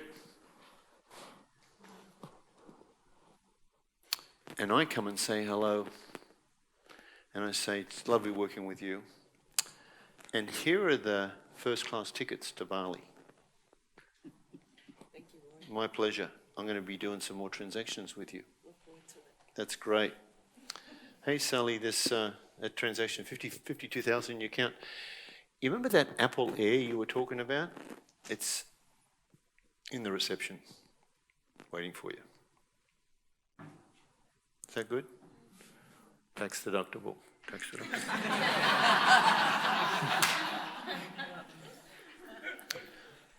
And you know that, Mark, that transaction, you know, really grateful for the house that you're doing and we settle the land part. I know you're going to look after that client. And you know how you were talking about that air stuff that you want, that air guns and all that air thing? In your garage, at the back of the garage, has been delivered for you. I want to thank you so much for that. Thank you, Roy. Pleasure. I'm going to do more transactions with you. Can you see? I'm building relationships. This one's going to work with me more. She's going to work with me more. She's going to work with me more. The likelihood is I might never see her again because unless she's got some other properties. I will never see these two again unless we do something. But can you see? This is my team now. You get this? Yes. Now, to throw that in, I don't know, $5,000 for the laptop, for the Bali, let's call it $5,000. Let's call them all $5,000, okay? $15,000. Can I afford it? Yes. Can you see? I'm still at 945. I'm doing this deal at 1.3. Can everyone see the over 300,000 here? Yes. I think that's worth a round of applause, don't you think? Now, let's look at some things. She says, I'm not going to do this transaction. I want more money.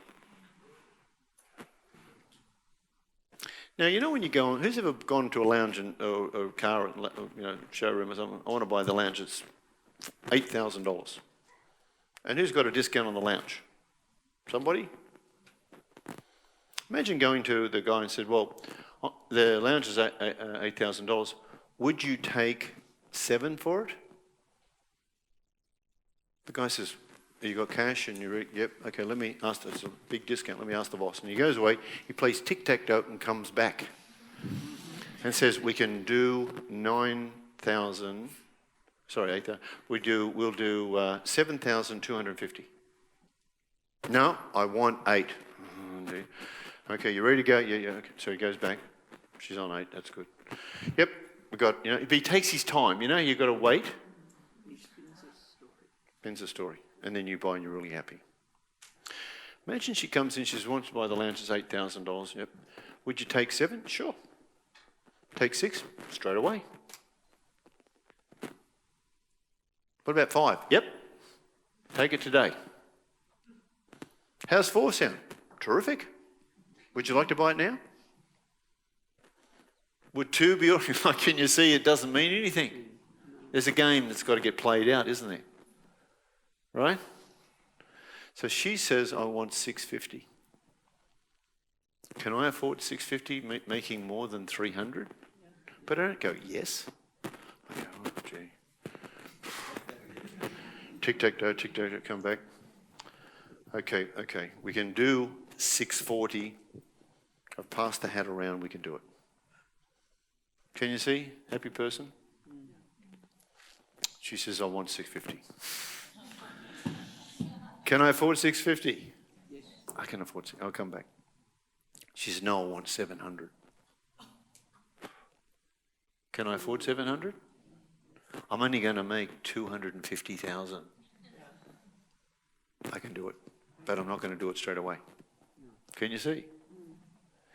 She says, no, I want 800. I've had a look at the plans and I see this is a subdivision, I'm going to make a lot of money here. You're going to make more. Can people be like that? Get to a point where you don't. But I'm a great negotiator. So I'll say to her, tell you what we'll do. We'll joint venture. You put the land in, we'll take the risk, we'll do this, this is the deal, we'll split the profit. There's 300,000 margin in this.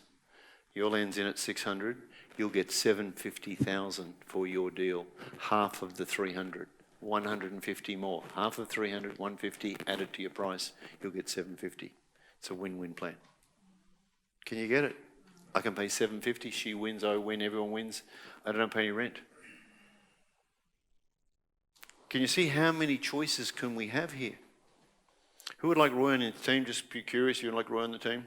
I'm going to be on the team for you advanced people when we do our quantum property. That's what I do every second Wednesday every month, as we have calls called mentoring calls. I have a feasibility. What do you think, Roy? Will this work? What do you think? We even negotiate and deal with the agents as well. Kate, who you're going to meet after this program, who does all our major transactions, he's on that call too. And we have the lawyers on the call. We have the accountants on the call. We have different people and businesses we cover it all 2 hours, twice a month, to deal with these issues. We even ring the agents up and have a talk to the acquisition agents for you. But in time, you'll do it without me. Just got to help you. Just like training wheels, someone's got to hold the back of, once you get momentum, get rid of the training wheels. But initially, these ones will be good. Okay. Now, $10 office, remember that? Going to meet her at my $10 office. Fully air conditioned, staff, cleaned, furniture, coffee's provided, Gloria Jeans. Once I know her coffee, she gets that coffee all the time. Once I know this one, same with her, him, whatever they need. And we have agreements, and our agreements talk to me straight. Don't promise things you can't deliver. I want the truth. I only want to work with the truth. This is the deal. Our documents are very simple. They're just 1 page, 2 pages. They're not telephone book thick. Very simple.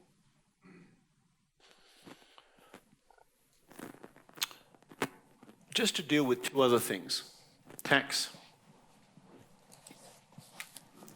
I'll just round this number off 300,000. There's more in this than that, but let's say it's 300. If I don't do anything and just pay full tax, it's 48%, let's call it 50%, the tax on this is $150,000. And people say, don't you have to pay capital gains tax? It's not capital gains tax, it's income tax, because we're flipping these things. We're replacing your job, remember? And after paying $150,000 in tax, you only get $150,000. Who would like tax-free $150,000 next year for the 12-month period, along with whatever else you're doing? Can you see it's not like that bad? But people say, oh, you're going to have to pay tax. Really? Bring it on. Can you follow that? Because it's a job. You're replacing your job. You pay tax when you have an income. Now, we do a very simple thing, and we use a proprietary limited company. In New Zealand, it's an LLC. We have different ways of doing this, but in different countries, it's different ways. But in Australia, that's what it is. The corporate tax in Australia is 30%. So if you put it in a company, this deal's in a company name, then it's 90,000 tax, max.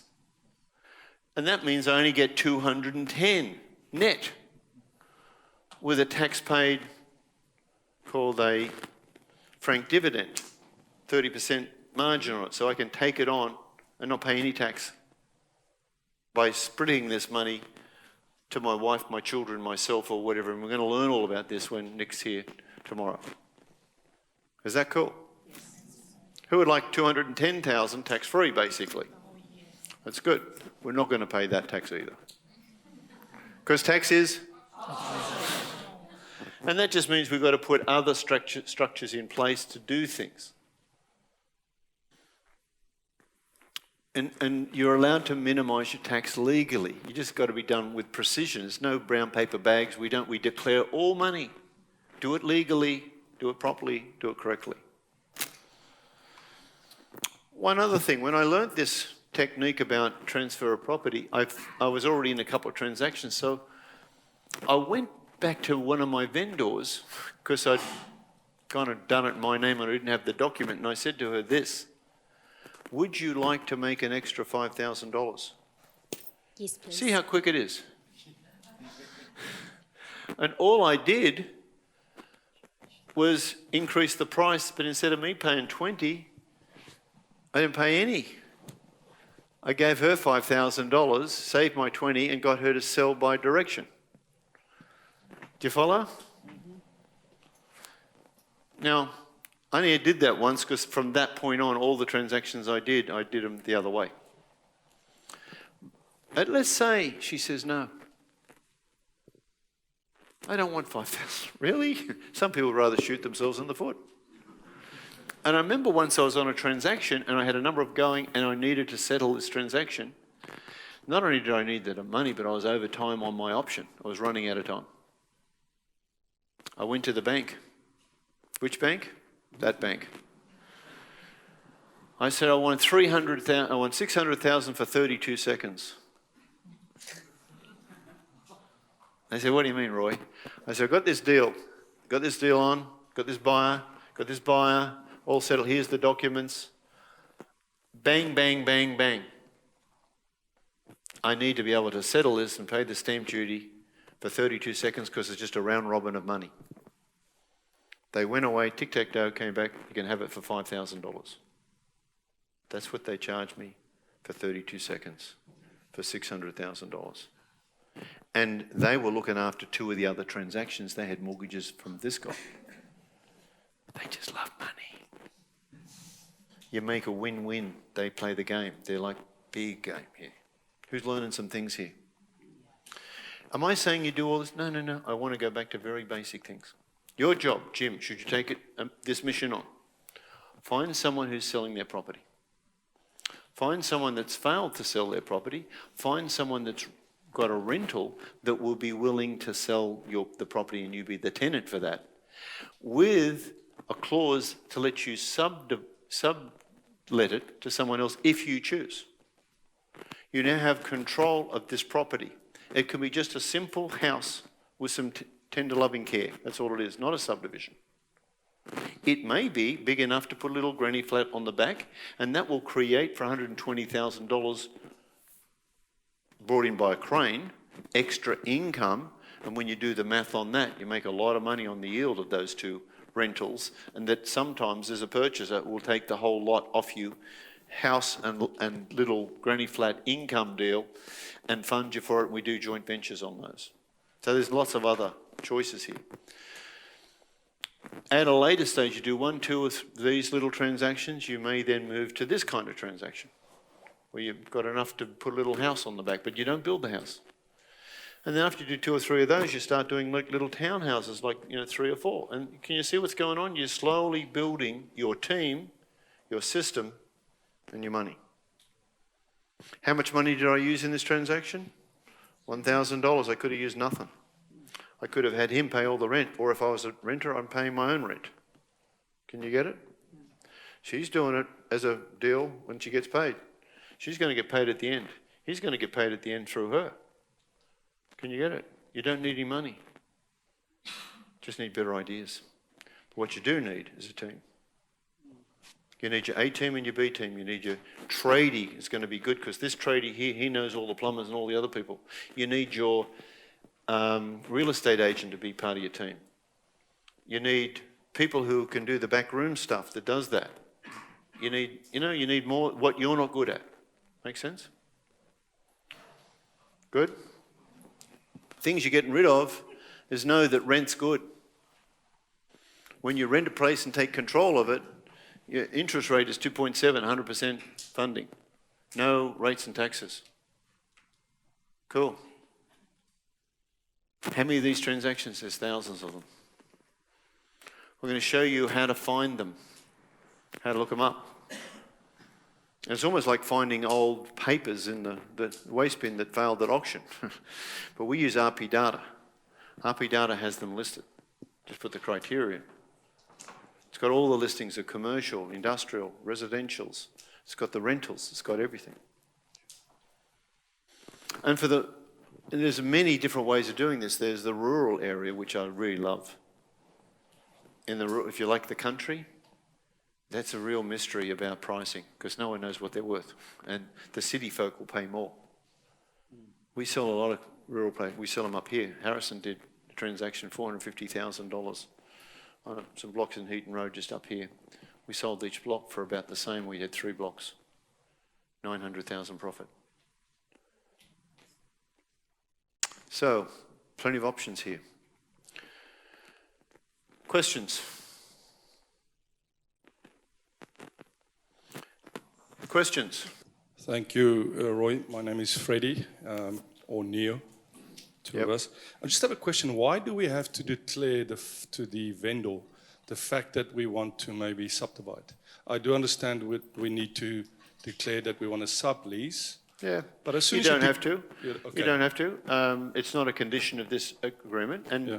you know, people often say the question, Freddie, well, why doesn't she do this? Well, she might not have the $200,000 for all the legals and all the other aspects, and she's works at Coles or wherever she works or some government department and overwhelmed and doesn't know that you can do it by options and thinks, well, I've got to build this, it's going to cost me $200,000. We don't have that reserves and things like that. So that's why people don't do it. However, what I normally do with a person like this, if I have this agreement, I'll come and keep her in the loop. I always make sure she gets her rent on time and things like that.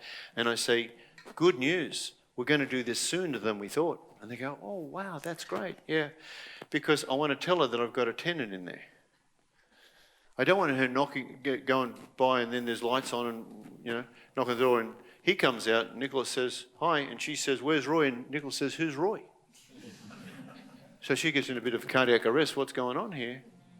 So I go and say, good news is we're going to do this quicker. Nick's moving in, he's paying the rent, and here it is, you're getting paid on time, and we've got the subdivision through now, so we're doing... Can you see, I just keep her in the... I have agreement with her. It's a contract. She can't get out of it. The lawyers make sure it's tight.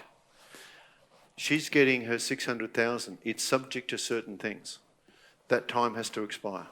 But I'm a very open person about that. I don't need to be tricky, you know, and I'm not saying you are, I'm just saying, and some people are more interested than others. I just talk about usually improving the property, doing that kind of thing, and you wouldn't even be doing that subdivision on your first one anyway. Cool? Yeah, I just thought there was a law that we have to... No, it's no law. But I'm happy to tell them. Good. Anyone else? 2, and then we'll just do these 2 and then we'll get to lunch because lunch is waiting for us. Go ahead, see. Thank you. Hi, Sam here.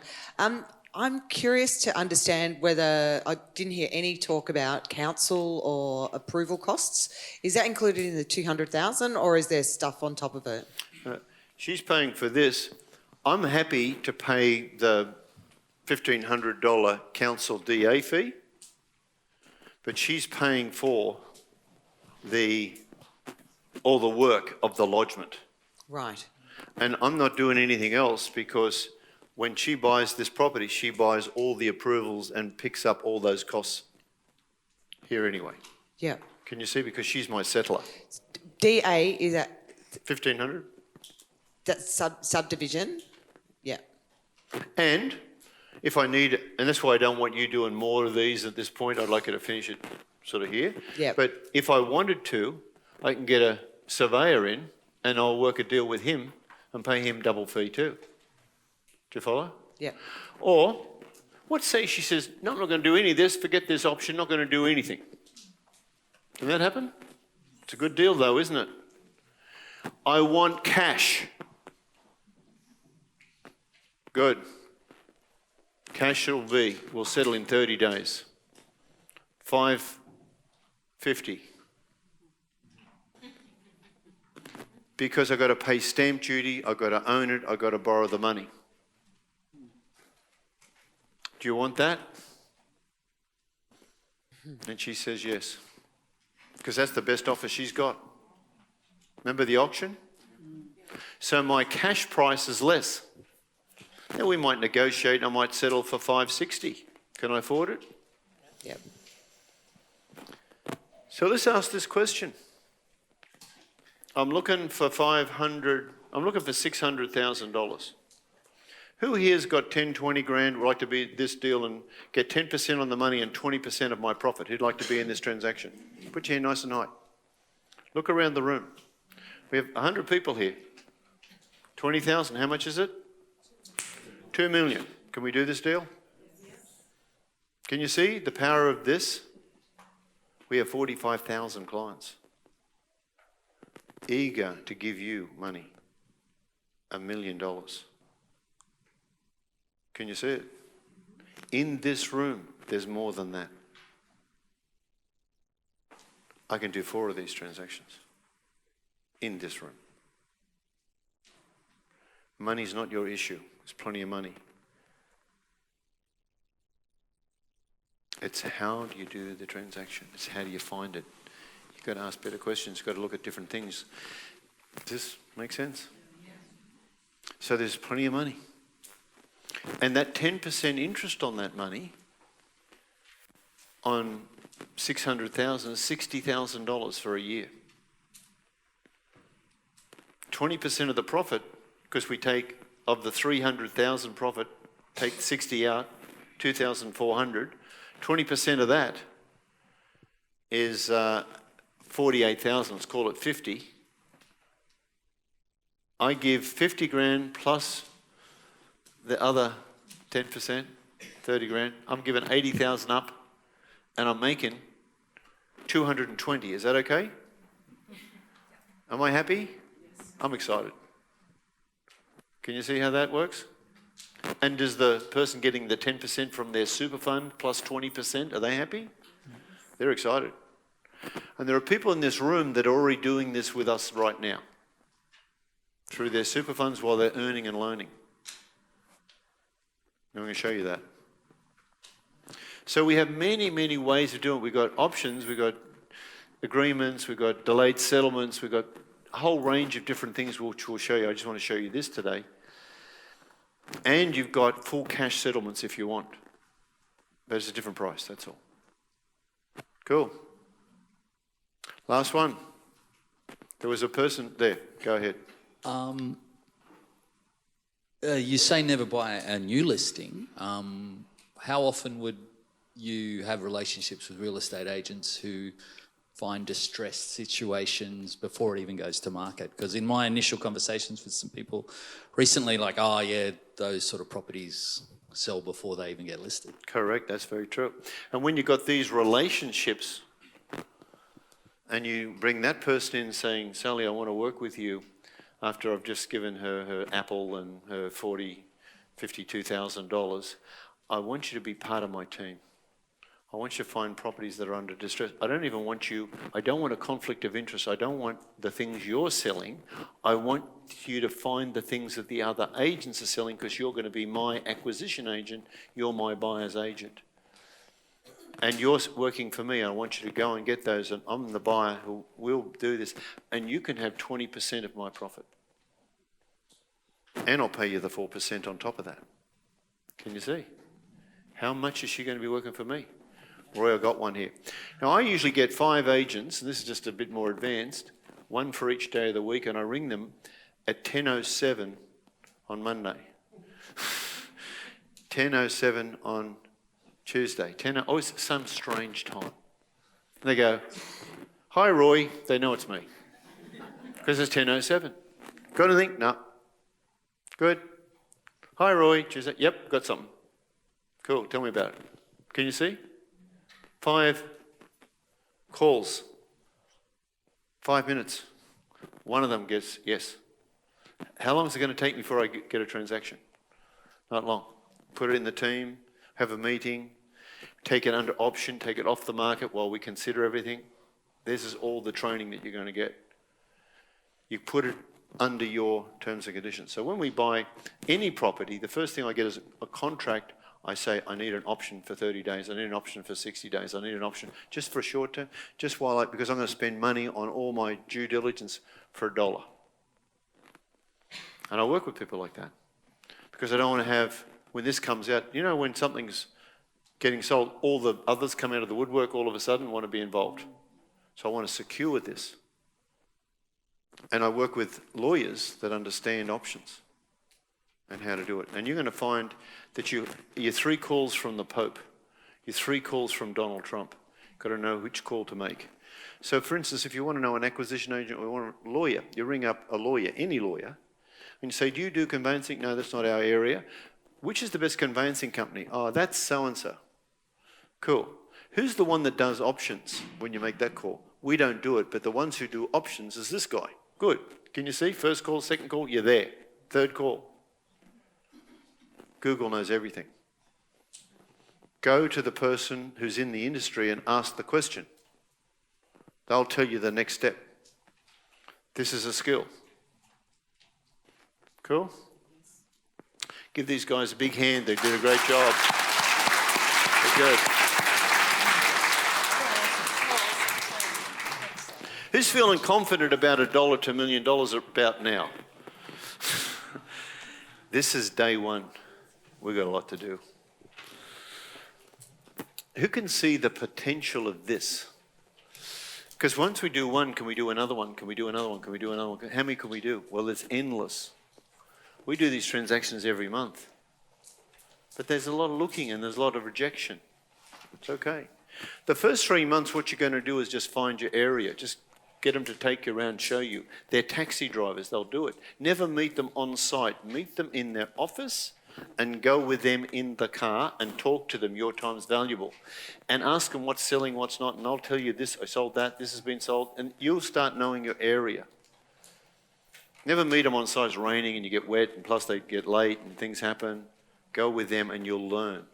Your first 3 months is learning. Don't be in a hurry to make offers. Just go and learn. Unless you're very experienced. The next 3 months is you're going to be doing offers. You're going to be written offers. You'll find it in your 47 steps. People say to me, haven't done any good yet, Roy. It's been 6 months. And I say, how many written offers you've done? None. How's that working out for you? Oh, but they want this price and that. I said, but if you don't make an offer, doesn't matter what price. But a guy, Harry, it was Harry's transaction. He came to me, he says, Roy, they want 1.7 million. It's another one of those ones. I said, what's it worth, Harry? He said, 1.5. It's a good deal, 1.5. I said, well, have you made the offer? He said, oh, no, it's 200,000 below.